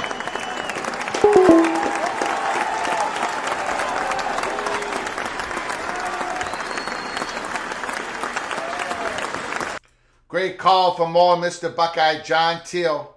Big Ten needs Florida State, Miami, the way they took USC and UCLA. John, you might be on something, or you might be onto something or on something. I always screw that up. John, thank you for the super chat. I appreciate it. That could be. I think, I think the most important thing coming out of this, what we were told last night, which we reported on early peak episodes. So if you haven't gotten a membership yet, look into it. Hit the join button. Early peak membership, early peak episodes from members. We gave everybody, all the members, the first information in regards to what Florida State is planning here.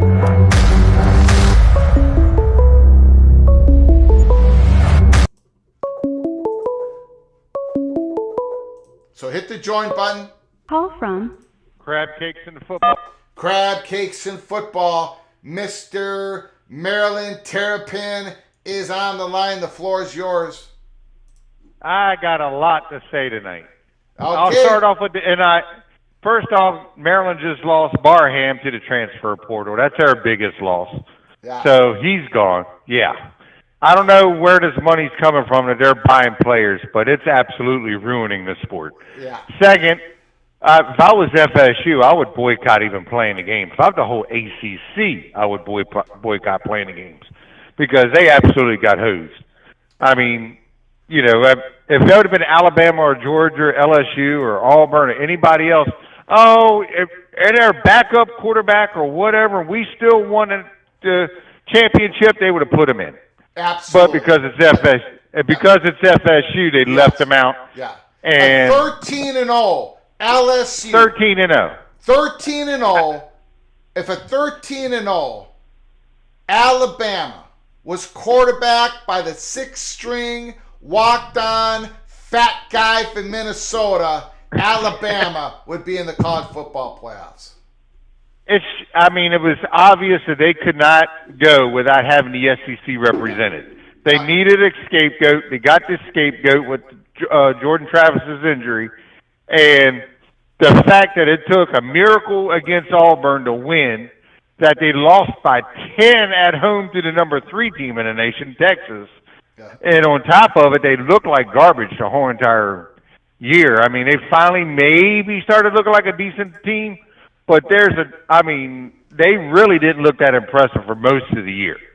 So I just think it's the ESPN has their hands in it, and they want what they get, and they make sure they get it. And I'm thinking now, if you're Florida State, do you even try to go to the SEC? I think they might just, you know what? Hopefully the Big Ten offers, because we might get more respect over there than what we're getting even from the SEC. I don't know. I don't know how. I don't know how they could. I mean, we're not going to say it's definitely not going to happen, because we made the argument before. We've had people tell us it's going to be a lot easier to go to the SEC from the ACC than to the Big Ten. So we're not going to say 100% it's not going to happen, but my goodness, how could it happen? The relationship is completely destroyed. Absolutely completely destroyed. I don't know. Again, I'll put it up on the screen, but what Paul Feinbaum said here, they did get it right. And we can all just stop with the fake outrage from Florida State Athletic Director and the president. That's what Feinbaum said. No pushback from anybody in ESPN when he said that. The relationship has to be absolutely destroyed. And crab cakes in football, like we said at the beginning of the show, Florida State, they have that. Now they have that streaming network component. They just made the announcement a week ago, 10 days ago. I would put everything on that streaming network, Florida State, everything on it that isn't inside the ACC ESPN contract, everything. Coaches show, interviews, players, spring practices, put it all on that streaming platform and shut the door down on ESPN. Hopefully the sports information director at the university is listening to the show. Shut it down with ESPN. Go ahead. I'm sorry. You have the floor. No, no problem. I just want to make sure we're talking about the same Paul Feinbaum, the one that started off saying that, they would never be interested in Florida State, and then all of a sudden did a 180 and said, wait a second, Florida State would be great for our conference to do another 180 and go back and say, no, Alabama deserved to get in over Florida State and just to shut the hell up? Is that the same Paul Feinbaum we're talking about? Yeah, that's the same Paul Feinbaum. Yes. That man's a tool. That's the only thing I can call him. I'm a homer for my Terps, but I'm not dumb enough to go out there and say something extremely stupid like what he's trying to do for his own conference. I could call at least a ball and a strike when it comes to things dealing with my own team. He is so blinded by the SEC that it would kill him if the Final Four of the Final Four before they go to the 12-team playoff did not have an SEC team in it. And that was what they were facing, and that would have been embarrassing to them. They know it because they had a 3-point loss and a 10-point loss. One was to Texas with Alabama, and Alabama turned around to beat Georgia by 3. So, those are small margins, but they're still a loss. Yeah. But they want to use Jordan Travis as – I hope – I don't know if – everybody's saying there's going to be a lot of people, skipping the bowl now between Georgia and FSU. But if they do play, I hope they just go all acceleration and no brakes. I hope they make that TCU thing look like a kindergarten score. I just hope they just explode on them. Yeah. Because that's what they need to do, just embarrass them one good time. Yeah. So, and I know it won't happen because there's a third string or second string quarterback. Yeah. Be careful what you wish for. Them guys, they're at Florida State for a reason. It's not because they can't play. So, but that's my rant, and I hope the whole entire ACC now realizes they need to jump ship, get out, and just go to another conference because they had just proven an undefeated team like Florida State can't make the playoff. Undefeated Duke would, an undefeated Virginia Tech would, undefeated any team you want to name for the ACC wouldn't. Yeah. So, outside of Notre Dame. Yeah. So, that's all I got for you. Thank you, Craig. Football. Yeah, if you can find a couple million to send Maryland so we can keep Barham, I'd really appreciate it.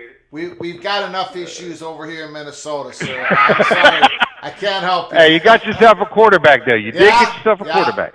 Yeah, the only reason we got him is because he's going to get his doctorate in biomedicine. The guy's a genius, and the University of Minnesota fits his master's what he's doing perfectly. So that's how we got him. We did not give him any. Minnesota doesn't give any NIL money until you're into the program. So that's how we got him. Anyways, thank you. All sir. right, man. Appreciate it. No problem. Yeah. Later.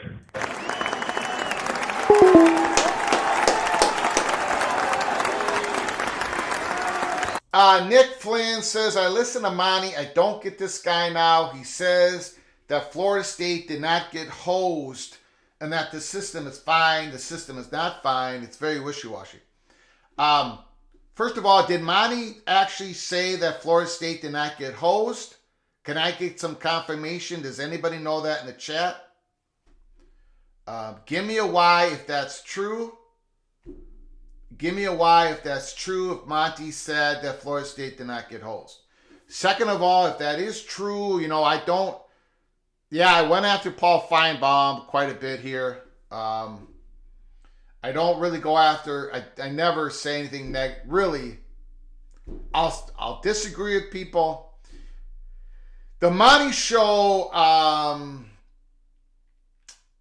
Monty, is that his name, Monty? I watch once in a while. He went after Florida State a couple months ago. He went after Florida State before the season started. He was telling Florida State to shut up when the Board of Trustees, when all that happened. Monty went after Florida State's value. He said Florida State will not have a landing spot in the SEC of the Big Ten. He said that day after day after day. I'll finish that thought in a second. Call from JD. JD. Hold on 1 second, JD. Please, sir. Yes, sir. I appreciate it. So I don't know if Monty, so I did get some confirmation. Oh, it is Tim Monty Mayer. Okay. So I don't know what happened with Monty with with Florida State University. I don't know if he's got a bad history. I'm not sure what's going on, but I will say my strongly held opinion, and it's backed up by everybody, is that Monty has got the valuation of Florida State University completely screwed up.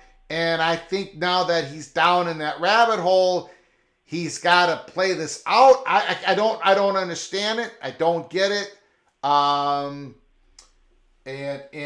another thing about Monty, for whatever reason, they can never take the L in that show. We do that here constantly because, once again, unlike ESPN and some other people, we take what we do here very seriously, but we don't take ourselves seriously. And some people really take themselves too seriously.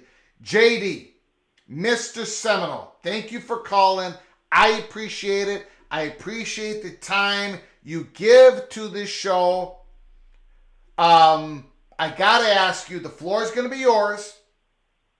But I got to ask you, have you heard what Paul Feinbaum said about the Florida State Athletic Director and the president? Unfortunately, I've seen it a couple hundred times. Oh, I apologize. I'm sorry. No. Okay. No. And I appreciate the opportunity you always give me to call in and kind of give the floor is my yours. point of view as a Florida State fan. Obviously, I don't speak for the university because, I'm little old me. Yep. But no, I've spent way too much time on Twitter, X, whatever you want to call it now, the last day or two, and it's not quite as severe as a loved one. Like if a family member passed away, and I know your father passed away recently, and I'm very sorry. I don't know that I ever told you that, and I'm very sorry about that. Appreciate it. Thank you. But we're a proud university. FSU is a proud university and a proud fan base, okay? And like everybody. And the 5-year slump was hard on us, okay? These kids resurrected it. And that's what makes this hurt worse. I mean, this is probably the most, last year and this year are probably maybe the most loved teams of all time, believe it or not, for FSU. I mean, every kid is fantastic. I mean, they interact with the fan base. They the FSU media does such an amazing job with constant videos and constant, everybody does the cinematic recaps, but there's this constant interaction. Matter of fact, they're starting, like you said, they're starting a channel so that you can have more interaction. The Battles End, the primary NIL collective, does such a great job getting the players out into the community, and the players, they interact with the fans, but they're just good kids. And I know you could say that about every university. There's just something a little different here. Mm-hmm. Well, our coach is different. That's the one thing about every recruit that comes in. These 5 stars that are committed to other universities, they're considering flipping to FSU because they're just like, it's different there. We don't see that anywhere else. And I'm not an expert. Maybe that's just what kids say, but you hear it over and over again. So what I'm saying is, it's that family atmosphere, and the lack of family that was under the Jimbo regime is completely the opposite now. It's not just the players and the coaches. It's the players' families that are part of the family. And so when this happens, man, it is like you lost a loved one or lost a friend. And it's just gut-wrenching. And to see Feinbaum do that, yeah. I was talking with a customer today that's a Bama fan, and he kind of steered clear of me today, and I wasn't irritated at him. But I really think he thought I was going to go off. And I said, I'm not mad at Bama. I said, this is ESPN and this is the SEC corporate. And you hit on something earlier, and you nailed it. Or one of your previous callers had talked about it. Remember how I told you, one of our insiders had said it's done with the bid. It's been done. And he said that the offer was there. And what I'm saying is there's not an offer on paper, but there was an understanding that you're a go, that you're good to go. FSU is good to go. And it's been that way for a while. But yes, there were all these hurdles to clear. I believe your information about Sankey coming into the theater recently was real. I do. Yeah, it was. And FSU made a choice because the ones making the decision wanted the Big Ten.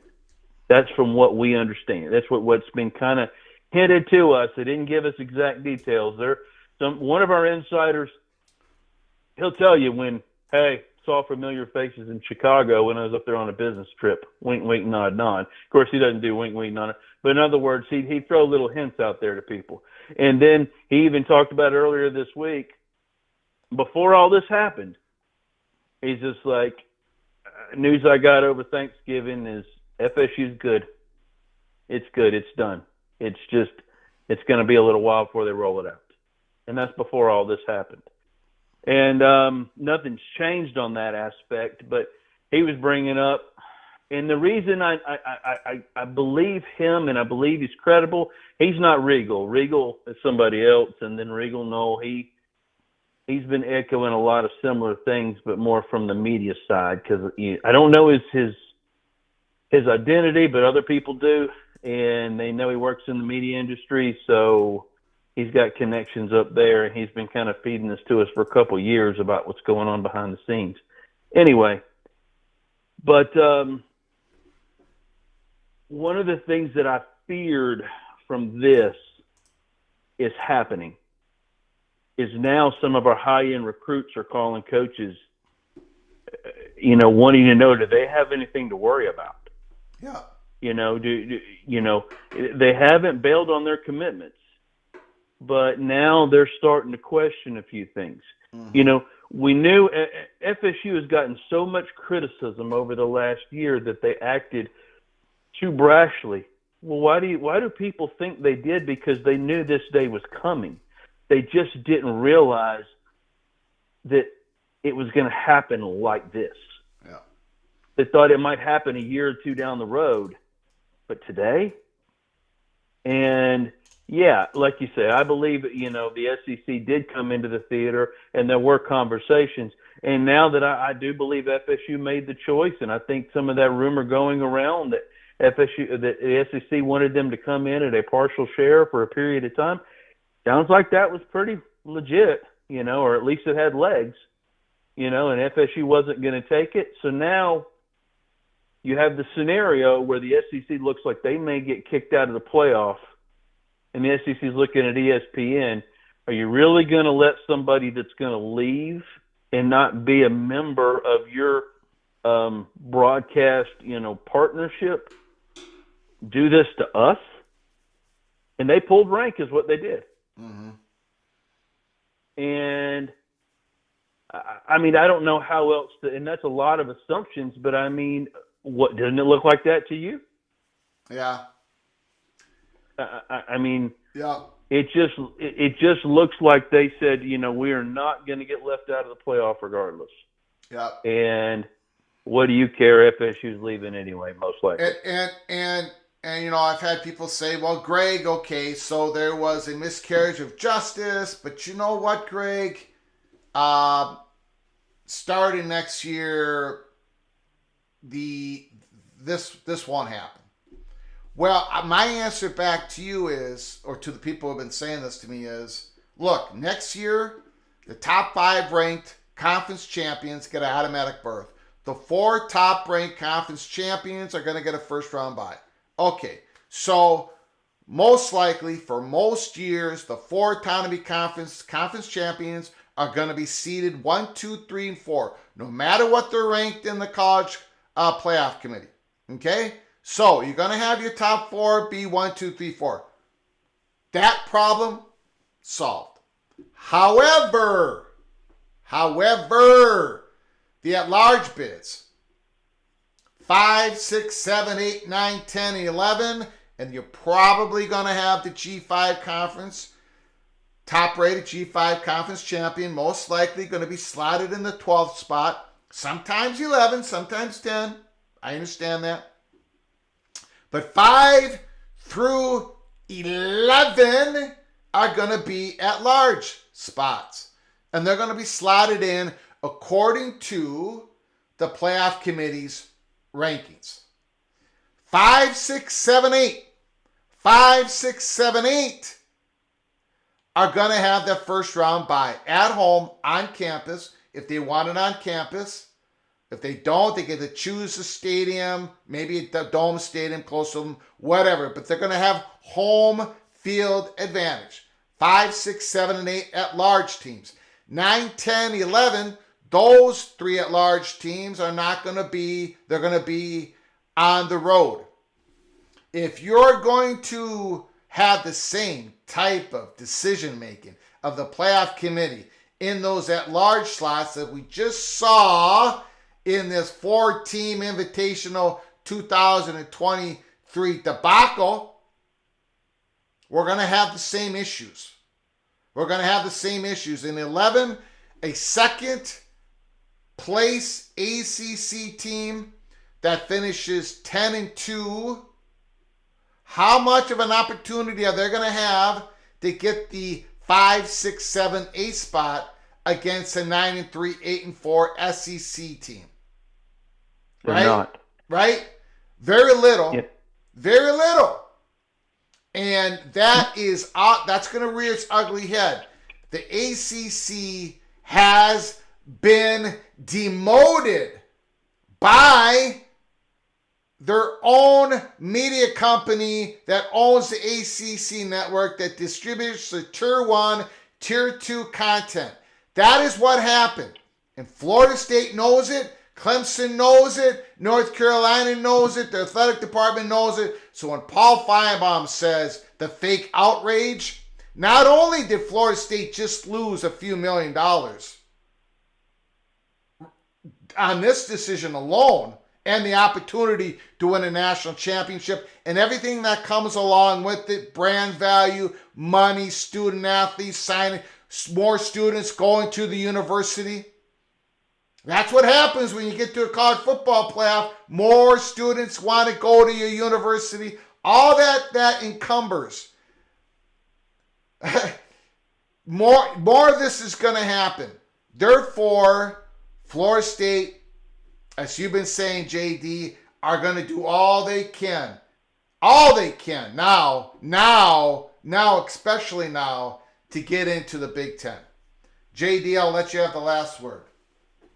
Yes, sir. No, you're absolutely correct. And the way it's going to work out, you've got the 4 automatic bids. You've got the G5, member that's going to go into the playoff, and then the way it's going to average out. Now, it might change for the Big Ten, but the way it was going to average out was 4 to 5 SEC members and 3 to 4 Big Ten members, and that's going to vary depending upon the year. But the SEC gets the benefit in the polls. It's like a +1 factor or something in there. I don't know. They just get the benefit of the doubt. And, they've got more national championships in the last 20 or 30 years than any other conference. Now, they're also very top-heavy. You have 1 or 2 dominant teams, and then you have a lot of mediocre, usually. But they get the benefit of the doubt. I noticed in previous years that the Big Ten has a lot of top 25 teams, but it seems a little bit more middle and backloaded. So maybe those were, just off years or something. I've gotten more invested in college football again in the last couple of years. I was just kind of plodding along while FSU was mediocre. But anyway, so we know that, yes, an 11-1 or a 10-2 ACC team in the future, they might get shut out. They might just get shut out because the precedent has already been set that they're basically a G5 conference. Maybe not in name, but in the way they are viewed. And we got to get out. We got to get out. ESPN, you look at Feinbaum and Heather Dinich. Did you see the smirks on their face? Yeah, I saw it. I was not mad. I was laughing, though, because I don't know why. That's the emotion that took over. I was laughing because they were presenting themselves as clowns, so I was laughing at the clowns. There's been a bias against FSU at the SEC for a while, not at corporate. Yeah. There's corporate, they love FSU. But, as far as the talking heads, except for like Herb Street and a few others that loved FSU, but the rest of them, there was a bias against FSU for a long time. And there's reasons and so on, and I'm not going to get into all that. But anyway, I could be on the phone for 2 hours talking about all this. But one thing I'm going to say about Jim Phillips, I'm not giving him a pass. He's either incompetent or this is on purpose. Because I was listening to a radio show earlier today. It's not an FSU. Actually, I was listening to the Chuck Oliver. I don't know if you ever listen to Chuck Oliver's podcast, but he's a radio personality out of Atlanta at 680 The Fan. But he also has his podcast that comes on every day, or his little radio show. And he, towards the end of one of his segments, he was talking about the fact that Jim Phillips dropped the ball and that Sankey was visible this weekend. Yeah. Jim Phillips was MIA. Yeah. And he was talking about it being incompetent. I don't know that it was incompetence. I wonder if he was just told to stand down. But I lean more towards incompetence because the ACC was caught off guard when FSU didn't make the playoff. It took them till last night just to figure out who's going to go to what bowl. So I'm not going to give them the pass. Yeah, he seems like a nice guy, but ACC leadership has been incompetent for years or deceptive. Don't get me started on Swofford. The reason we're in this mess was John Swofford. And yes, sir. Here's a little nugget, and I'll leave with you. Got it. The ACC Tier 3 broadcasting, or broadcasting Tier 3, it was set up for very little value to benefit his son who worked at Raycom. I know his son works at Raycom. Yeah. It was nepotism. Yeah. And the way it was all set up, and again, we have some FSU, some board members and someone that on the message boards that they'll lay out the whole contract and the way it was set up, and that's one of the reasons FSU or the ACC has had so many issues with their media payouts and so on. Anyway, I'm gonna stop at that again. I'll let you get to other callers. I'm just frustrated, and hey, I'm ready to join the Big Ten. Okay, I hate the SEC now. Thank you, JD. But anyway, thanks for the call. Thanks. Sir. Have a good night. I appreciate the time. All right. Bye-bye.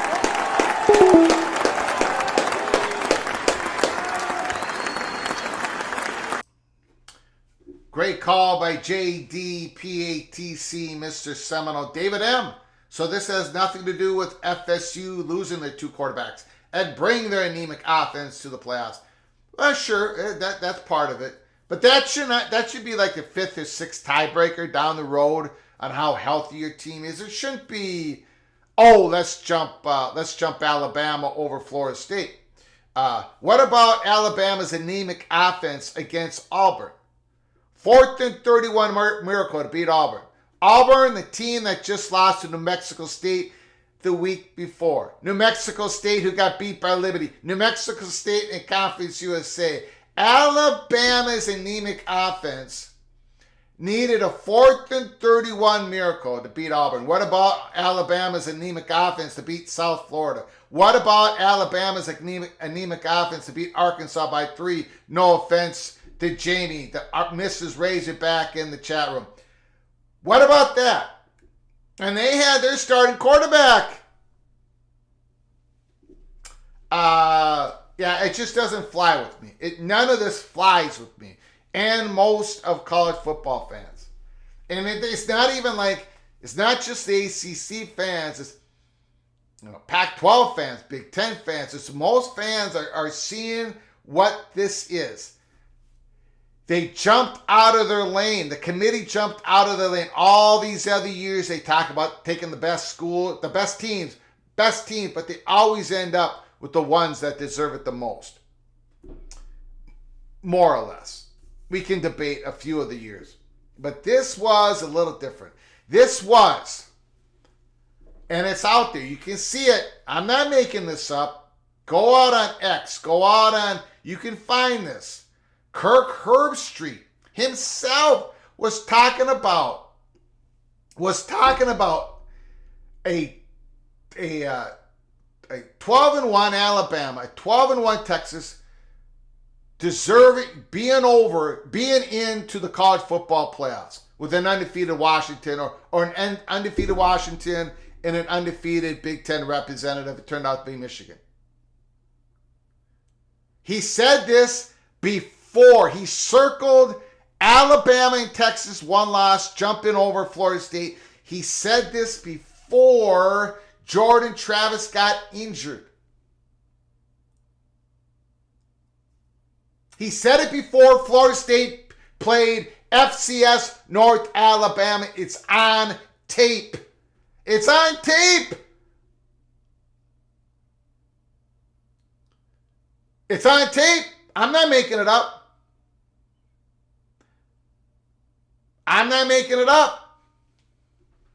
Before Jordan Travis got injured. So when you bring up, they had to do it because, Florida State would have been whipped in the playoffs like TCU. Well, TCU won their first round game, by the way, Stephen A. Smith. They said it before it happened. They said it before Jordan Travis got injured. You don't think the Florida State fan base realizes this? You don't think the athletic director realizes this? You don't think the board of trustees realizes? You don't think that Clemson realizes? You don't think that North Carolina understands what just happened? The ACC got demoted by ESPN. Demoted. Yes, we all knew that ACC doesn't have the power, the influence, the resources, the eyeballs on their product like a Big Ten and the SEC. but they just got demoted by ESPN. It doesn't have to do with a third string quarterback. Call from Steve.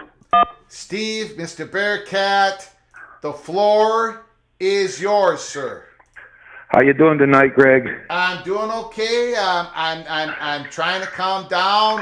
I think we're in control. Nothing is broken in the studio yet. The floor is yours, sir. Hey, you brought up a point that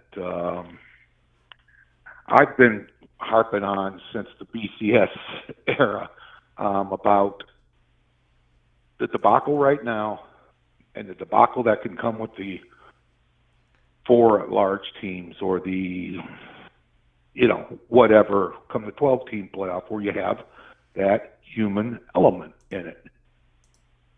Don't we have enough intelligent people working at universities and enough intelligent students at universities that they can come up with a foolproof system? I realize the BCS wasn't foolproof. I get that. Mm-hmm. But don't we have enough people? Greg, since 1973, the Ohio Athletic Association, High School Athletic Association, has used a computer system to determine what teams are in the playoffs since 1973. Now, don't we have enough intelligent people in this country at these universities that participate in college football to come up with something that keeps the human element out? Yeah. Well, I guess I unless you came up with a system that said first, second, third place of all these conferences go into a playoff, and there you have it. Unless you do something like that, you're going to have the human element. And I'm not even particularly against the human element. And we're always going to, even in the 12-team playoff with the human element, we're going to be debating, we're going to have argument, we're going to have disagreement amongst each other. Steve, you and me may disagree next year on who should have been slotted 8th, who should have been slotted 10th, okay? Right. But this, to me, is so outrageous because, one, we have an undefeated team that did not make the playoffs of an autonomy conference just because they lost their second-string quarterback who's going to be back in another month. It's so outrageous to me. Florida State, incredible defense. Like, nothing else matters except for the quarterback's health and Alabama being an SEC. Like, nothing else mattered. And we saw ESPN's words, their actions, before Jordan Travis even got injured. And we're seeing Paul Feinbaum's words today. That's why this is just a little bit different than just the typical human element. We disagree with each other. I'll let you have the floor again. Well, I'm convinced that almost all of us have biases, and whether we want to admit that they creep into our decision making or not, they do. And usually the people whose biases are the finality are the ones who have the most money. Do you agree with that, or am I totally off base? Or, yeah, I agree. I'm just saying, my God, if Ohio can do it since 1973 with a computer system that'll take it out to the billionth of a point on a decimal system, we don't have enough intelligent people that can do that for the NCAA football playoffs. I'm never going to be convinced we don't. Okay. And I understand your human element thing, Greg, because I'm old enough to remember before the BCS where the AP and the UPI and everybody That was who the national champions were, who the press thought the national champions were. I get all that. And, of course, there was always bias there. But I just, I just for Florida State, I don't, they got to. This just turned into something that maybe was going to take a year or two. That may take 6 months now. What's your opinion? You might be right. You might be right, sir. You might be right. There's a lot of fuel now. Yeah, and you can't blame them. You can't, and like JD says, there's a lot of blame to go around. There's a lot of blame to go around. But when your media partner basically stabs you in the back for their other media partner or for their other conference, boy, you got to take a long look at that and say, are we in the right place? Yeah. I mean, it's just, and it's about, how, as you kept telling us all through the Pac-10, Pac-12 thing. Mm-hmm. Now, Colorado's going to do this, and this may happen, and that may happen because of this, and this may happen because of that. If they lose two of their biggest brands, I just got to think it's going to be a snowball effect, no matter how much money goes back in the coffers from the two or four teams that leave. I just think it's going to be. I just don't think they can hold it together if 2 or 4 leave, Greg. Right or wrong? Well, I think they can, and I think they will. Only because I think by the public statements of Jim Phillips, basically saying we're building a fortress with the additions of California, Stanford, and SMU. They're planning on this. They're planning on an implosion. It might come earlier than they expected, but I do think they can survive. I do think they can get the other schools in the ACC who's not going to the Big 12, the Big 12, Big 10, and SEC. I think they can provide them security, autonomous status, continue to go forward. It might not happen that way, Steve, but I think they can pull this off. And I think Florida State, North Carolina, Clemson, I think their perception is they're hoping that the ACC plays it that way. Like they can secure the future of all the ACC schools if they come to the table, if they come to a settlement. Yeah, I get what you're saying. I differ a little bit where your fortress is only as strong as your weakest block. And if there's an exodus to Big 10, SEC, and Big 12, I don't think and I'm not saying they won't be an autonomy for a conference. I just don't think you have a great foundation there. But hopefully I'm wrong. Yep. I just see this thing blowing up before 2026. Has there been any more steam about Brendan Sorsby to Cincinnati? No. No? Okay. No. I haven't seen any either. Cincinnati's got more issues than a magazine stand, Greg. I mean, they do. They really do. Okay. It's off the rails right now. And from a person I talked to, they said Satterfield's got one more year. If he doesn't win 8, he's done. They'll buy him out in a heartbeat. He's done. And they said Cunningham may go with him, the AD.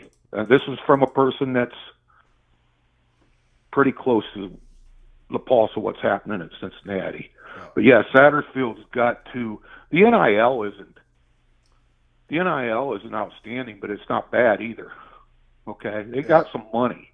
Problem is, he gave it all to Emory Jones. Yeah, that's what Nebraska did. I shouldn't say it that way. With Jeff Sims. I should say gave it all, but he gave a good chunk to him, and everybody knows it, and everybody's saying you better be a lot smarter than that this time around. And everybody's saying. Everybody gave him the benefit of the doubt last year when all this came about and Fickle took off, which kind of took a lot of people by surprise. Not that Luke Fickle wasn't going to take another job, but how it all transpired. And Satterfield came in and, he had to hit the ground running, and it was tough. The timing of it was tough. Now they're saying, hey, bud, you got the full calendar now. You got to show us. So, yeah, I don't know about Sorsby. I'd love to see him. But problem is he doesn't have anybody to throw to. Yeah. And that's going to be the problem now. They did offer some wide receivers that jumped in the portal. But those wide receivers aren't going to come until they know who's going to throw the ball to them. It's like the chicken and the egg. Yeah, that's a double-edged sword right there, So anyhow, I'm just kind of waiting to see how it all plays out by spring practice and kind of go from there. So, but I just wanted to. I'm just so tired of the human element and the bias coming into this that I just think something's got to be done. But would it be an easy task? Absolutely not. But gosh, it was fun back in the day debating when the AP crowned one champion and the UPI crowned another champion. That was fun. That was fun to debate. But there's more money involved now. That's one of the things. Oh my goodness! Florida State just lost out on $6 million. So sure they did. Yeah. Sure they did. Yeah. Yep. And Greg, I'm going to ask you one more question, and I'm going to get off here. Yeah. Does the playoffs still stipend every player? Yeah. Yes. And tickets for their families to go and all that stuff. Yeah. Okay. I didn't know if that was still in the equation or not. Yeah. So, All right, my man. Thanks for taking my call. Thanks for listening to me go on about half of a rant, but no problem. Steve, it. Mr. Bearcat, appreciate it, sir. Thank you. Bye. Yeah.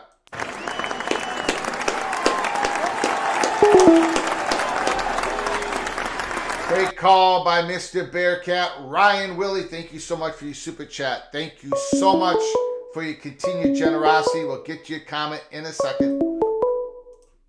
Call from Immaculate. Can you hold on for a moment, sir? Sure. Ryan Willie, super chat. I don't think Florida State and Clemson will. I think you meant to say get to in the Big Ten, Michigan and Ohio State. Ohio State will stop the move. Okay, thank you, Ryan, for the comment. The Ohio State and Michigan, they're going to call the shots on the next Big Ten expansion. We'll see what happens, Ryan. Thank you so much for your generosity. I also want to get to another comment real quick here. Sorry, Immaculate. I'm so far behind on the comments. It's unbelievable. I just want to get to something. Good. Oh, jeez. Nah, blast it. Looks like I lost it. Okay, Immaculate, the floor is yours. I'll continue to look for it. Thank you, sir. Immaculate, the floor is yours. Well, unfortunately, I didn't get to catch most of your show here. I got in real late, but I probably know the basics of what you were talking about. So really all I wanted to call in on is I'm getting and seeing a lot of negativity, and understandably so. But from my perspective, I'm kind of seeing all this, the way it's playing out, actually as a good thing. I think everyone agrees that there needs to be some major changes in this, and just going to 12 is not really enough. And you don't get that to happen without trouble, without, big trouble like we're going through now, like big argument back and forth where there ends up being no right answer. It's pretty split. A lot of people think that Alabama should have been picked. Personally, I think Alabama probably will be the better team in the playoff, but I think Florida State deserved to be there. And then the return is, well, it's not about picking the most deserving team, and I say it should be. It 100% should be. And that whole thing that everyone agreed on in the past when they said the best one, I think a lot of people who agreed on that right now are regretting it. I think they're looking at it and saying, this is not what we intended when we said that. We just, we just want to have the best four out there. I think that's a pretty simple statement. It's been taken to a degree way beyond what I think was originally intended when you look at how this has played out. I mean, when you got, Congress people and AGs and everyone starting to cue in on this, okay, that's when it's just no good all around. Like, there actually is no good choice this year. Now, that won't necessarily be the same thing next year, but you're still having payouts for participating. So even, number 13, number 14, number 15, as much as people say, well, they're not competing for the championship, so it doesn't matter as much, they're competing for the payout. They're competing for the coverage. They're competing to be seen. So it's not all going to end, and they're going to have to figure out something new for 26. So that's why I'm cautiously optimistic that we actually will go in a very different direction, because no one's going to want to deal with this. No one's going to want to deal with this hassle, this drama. I mean, yes, some people won the battle, but I'd still say they're losing the war. ESPN is no longer going to have full control over this, and I think you're going to have to look at some of these people saying they're going to be less likely to allow ESPN to bid as much as they want on this upcoming contract that's happening. I think other ones that maybe were a little bit less on their bids might now get looked at more, just because you don't want one company coming in and giving you your estimates on payouts, because that's their foci. That's what they know. And these schools don't know this stuff, so they're looking at their business partner and saying, how much are we going to get paid with this school? How much are we going to get paid with that school? And for anyone to think that that's not taking part, I think that's naive, but people can think what they want. I definitely think this came down to how much money everyone's going to make, because even if Alabama brings in a lot more money in payout than Florida State would, even the ACC makes more money on that, which is crazy. That's a crazy system. Mm-hmm. And so I'm hoping that in 26 we have a true play-in style tournament. I have my theory, but that doesn't have to be the one. Conference playoffs leading to it could be whatever. I think people just want it to be decided on the field. And this thing where they divide people and create all this drama and this anger over what? Over a damn game and over a few extra $1 million. Like, are we really to that point of desperation? I don't think so. So I think those people have a lot of leeway to change what we're going to have in the future. And this, as much as people looking at this going, this sucks, I would say this is necessary.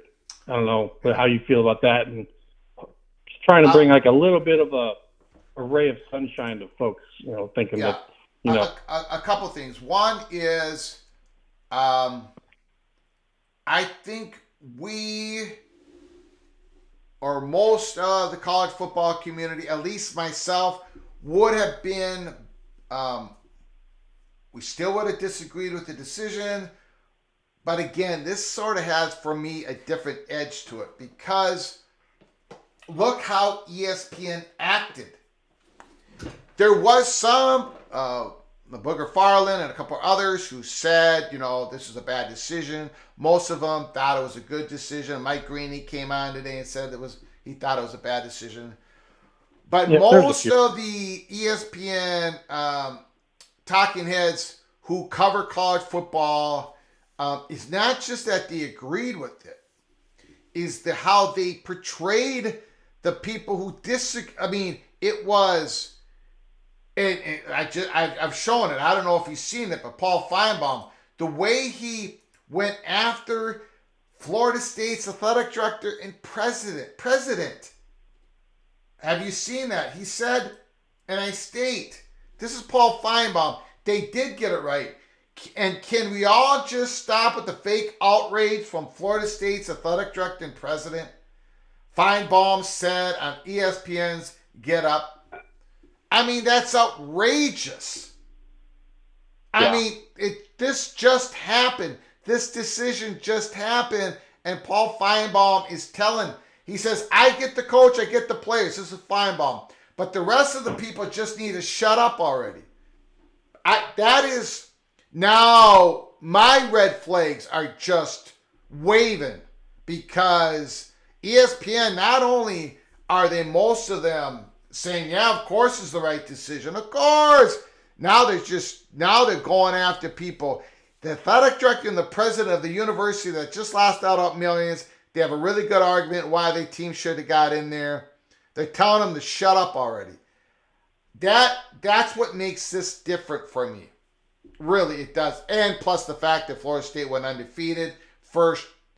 And the fact that Alabama didn't, for me personally, the idea that they're definitely one of the 4 best teams, that yes, they couldn't give Michigan a better battle than Florida State. I don't even see that, me particularly, because Alabama has played not dominant football for large swaths of this football season.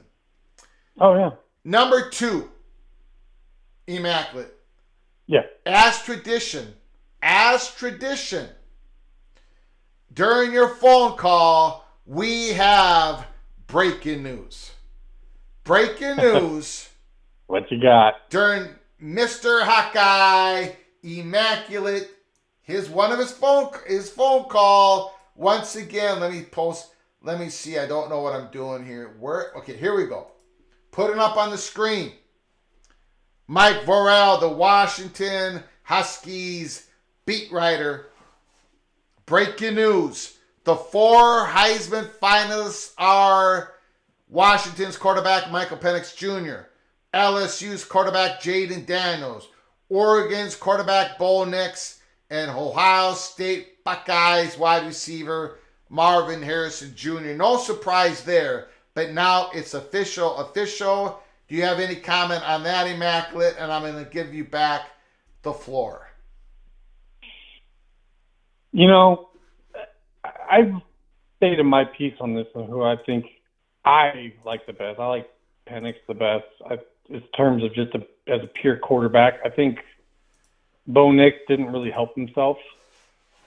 I think Harrison's probably the best player there, but, you know, he didn't have a great quarterback passing to him. He didn't really have the numbers as a receiver to beat out a guy like Daniels, that's for sure.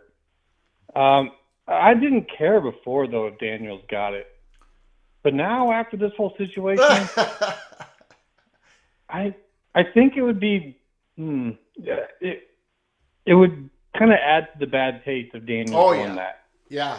I mean, wins don't matter, obviously, right? So yeah, it'd be like two data points, and that's just like the Alabama one. That's okay. All right, fine. I'll push that one down. But if Daniels also gets it after, and people talk about his stats. His stats are not everything. Like, one, I watch this guy. I mean, he's a good runner, but we live in an age, or we're watching an age of college football where players are often scared to hit a quarterback. If he was anyone else running the way he was running, he'd probably have been knocked out of even playing halfway through the season. I mean, I saw this guy jumping into trying to jump over guys as he was running and just doing silly stuff, and guys were pulling up and not hitting them fully. And when they're doing that, he's pulling a little move on them instead of doing what most quarterbacks can do, and that's take. So I kind of feel like he was allowed to take advantage of the way the game is played now in terms of the quarterback. But Penix, the passes that he makes, just, having been a former receiver myself, the balls and the placement that he puts it, sometimes way downfield, I don't even really know how he does it. Like, it's just perfect. Yeah. Now, he's got some weakness when it comes to getting pressured. That's fine. But just in terms of being a pure quarterback, distributor of the ball, a lot of times I was watching Daniels, his first look isn't there. I'm just going to run it. And then, he gets these stats. And a lot of times he's just throwing up this ball, and he's got one receiver who is outstanding. And you could basically, if he was one-on-one with anyone, you could just throw him the ball and you'd get it. I don't remember his name, but he's very good. Mm-hmm. And so, and I don't think that Daniels is as good as his stats are, but I still think he's probably the second best quarterback. I wasn't really impressed with Nix. That was kind of his showcase, like if he does in this game what he's been doing. But I'd go with Penix. I think I'd be a Penix voter, but I don't think he's going to get it. I think Penix and Nix are going to split whatever vote would go there, and Daniels will win because people in the South are going to vote the Southeast guy no matter what, and then everyone else will kind of be spread out in between them. So I think Daniels will win, and it'll be a whole nother, frustration for folks. If it had only been like Penix versus him, then I think maybe you would have had a chance. But the whole Penix versus Nix thing is probably going to split that vote. Yeah. Yep, I agree, sir. Great comments once again. You guys have a show tonight. I'm not. I got to go out and get some actual work done. They're going to be on. I was tonight with Mo, and we did a little two-man. Yeah. In terms of, I don't know how much else. I got to get going actually here pretty soon. But I just want to say, in terms of the ACC situation, in terms of people in the Power 2 stuff, I know it looks really bad right now, clearly. But I don't think this is a situation where it's going to be as bad as people think for, the Big 12. And I think that there is a plan for the ACC.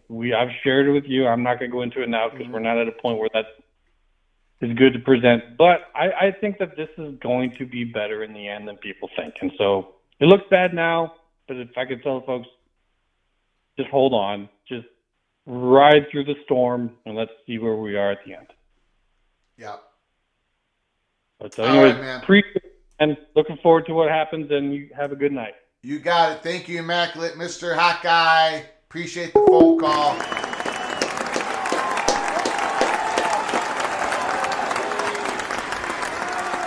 A lot of great phone calls. If you're new to the channel, or if you haven't done so yet, please subscribe to the channel. Hit the notification bell. Make sure you're universally notified. We come up live anytime. We do morning PATC live shows. We do them in the afternoon. We do them late at night. We can do them twice a day. We did it twice a day yesterday. We drop episodes all the time for everyone to see. We dropped an episode 3:39 this morning on Kyle McCord hitting the transfer portal. We put that out there about 6:30 in the morning.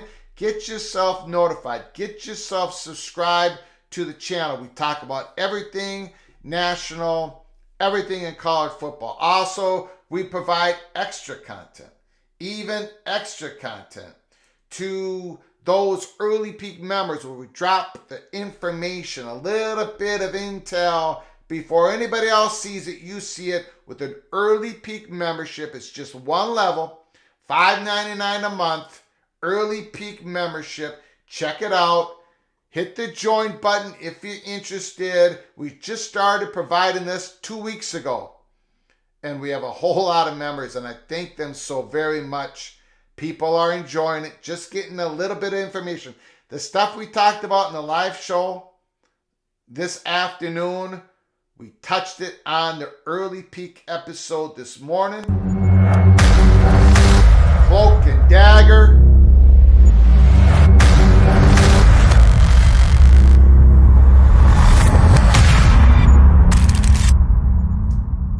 So if you're interested in that, hit the join button. Also, check out our merchandise store.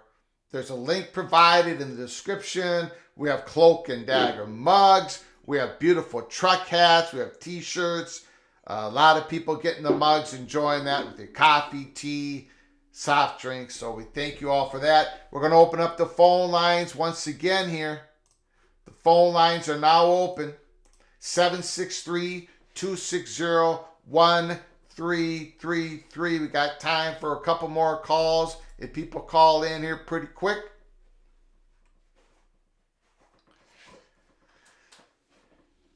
Now, we really haven't talked about this issue as much either.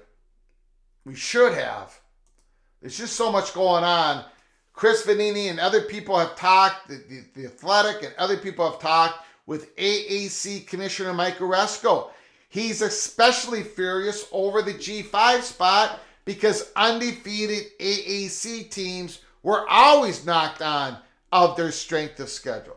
Then undefeated Liberty got in over 2-loss SMU despite the strength of schedule. It's personal to me because I put up with it for 10 years. So ladies and gentlemen, it looks like we're going to a 5+7. It looks like it. It's not official. It's not official.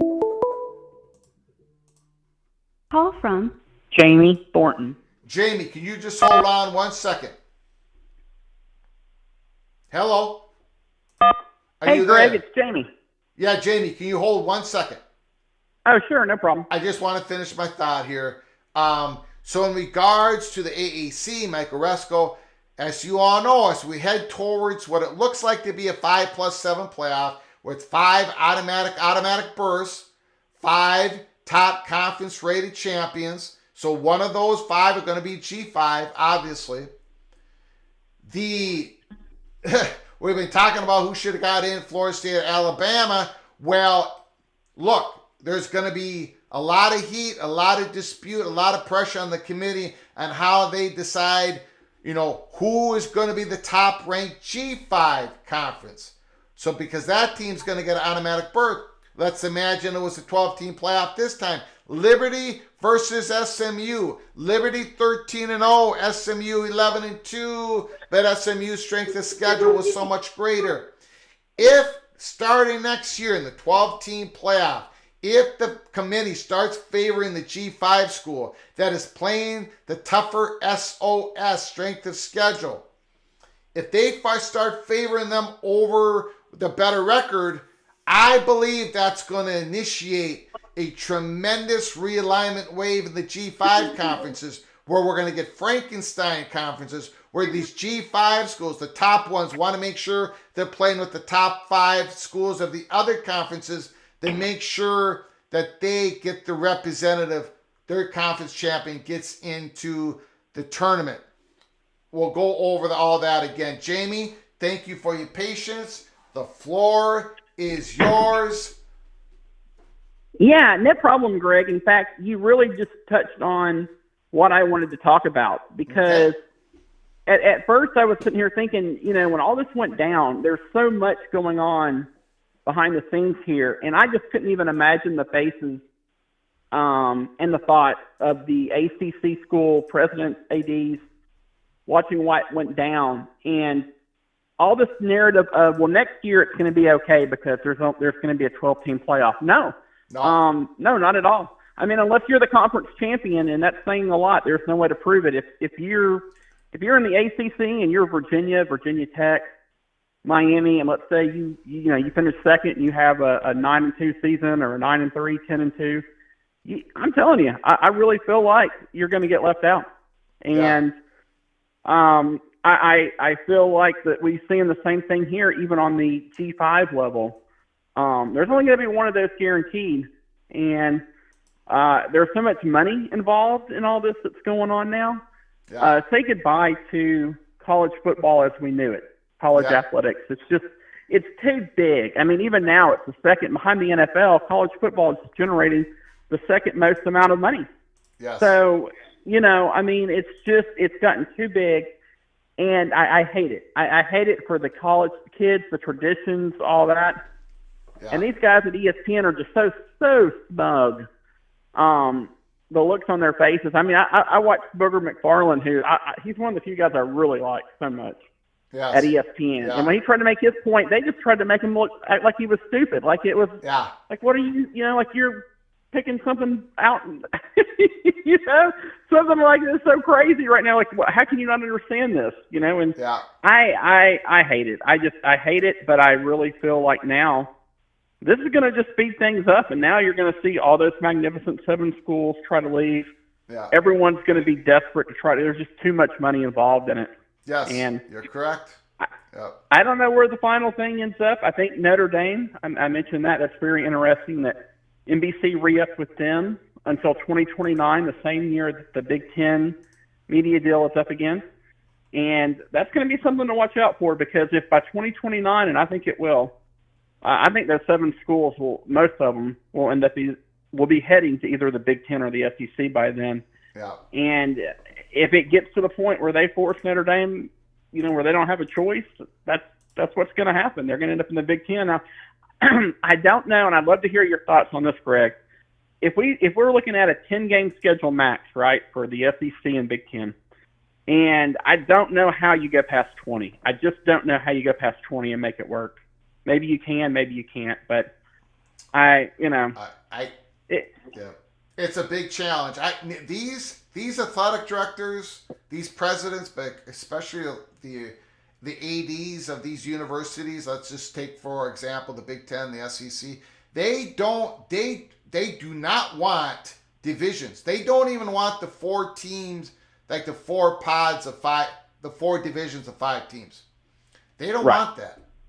So because they want the teams in the conference to play each other as much as possible. So while we fans, we talk about, fantasize, speculate, try to figure out the best, like if the SEC went to the 20-team conference and there's 4 pods of 5 teams, where's Arkansas going to be? They're going to be with Missouri, Texas, we'll all try to figure that out. The athletic directors, the presidents don't want that.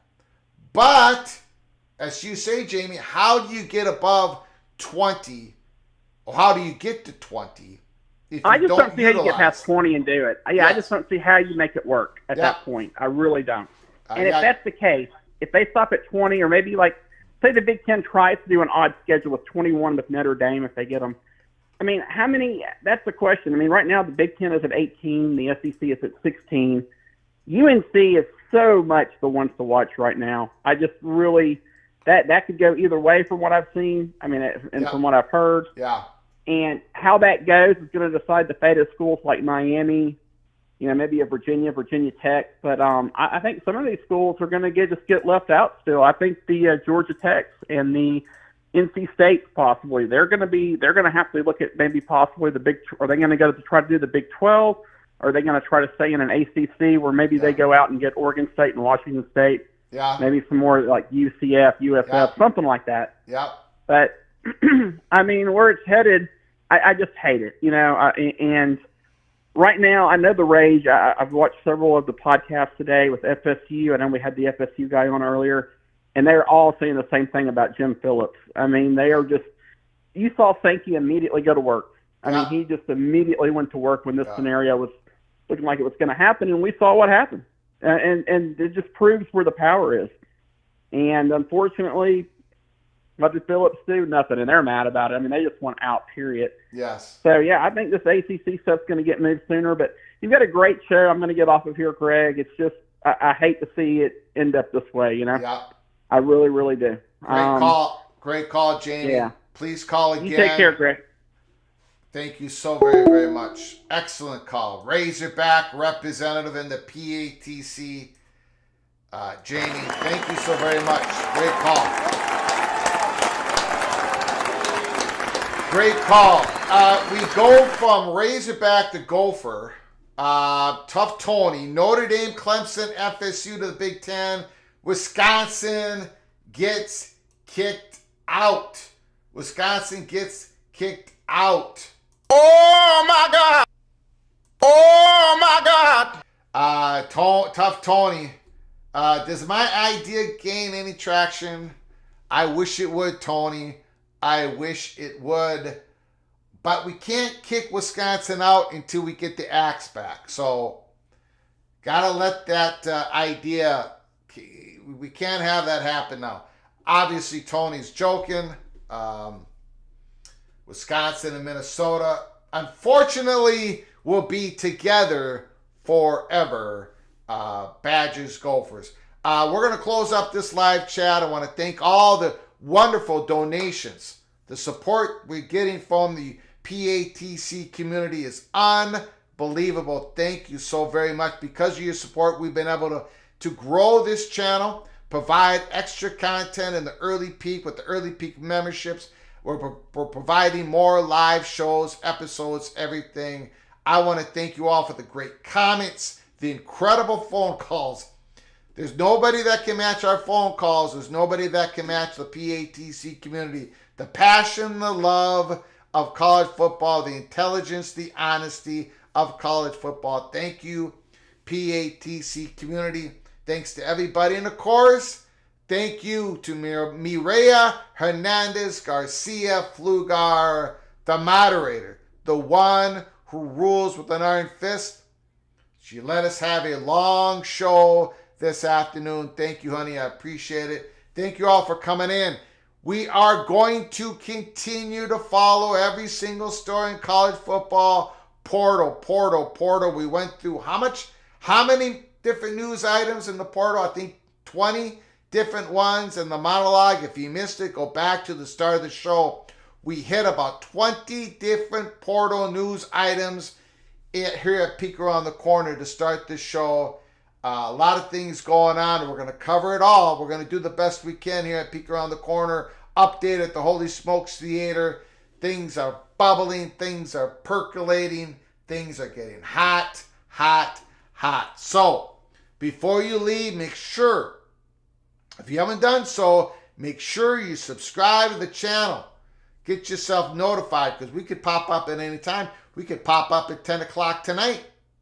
If there's huge breaking news, we're coming on live. So make sure you get yourself notified. And before you leave, please smash the like button.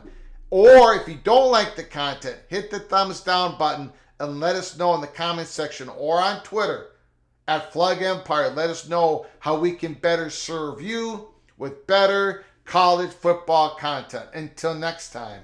And next time is right around the corner. Here at Peek Around the Corner. Until next time. From all of us at PATC, to all of you, please, you all take great care of each other. Thank you so very much.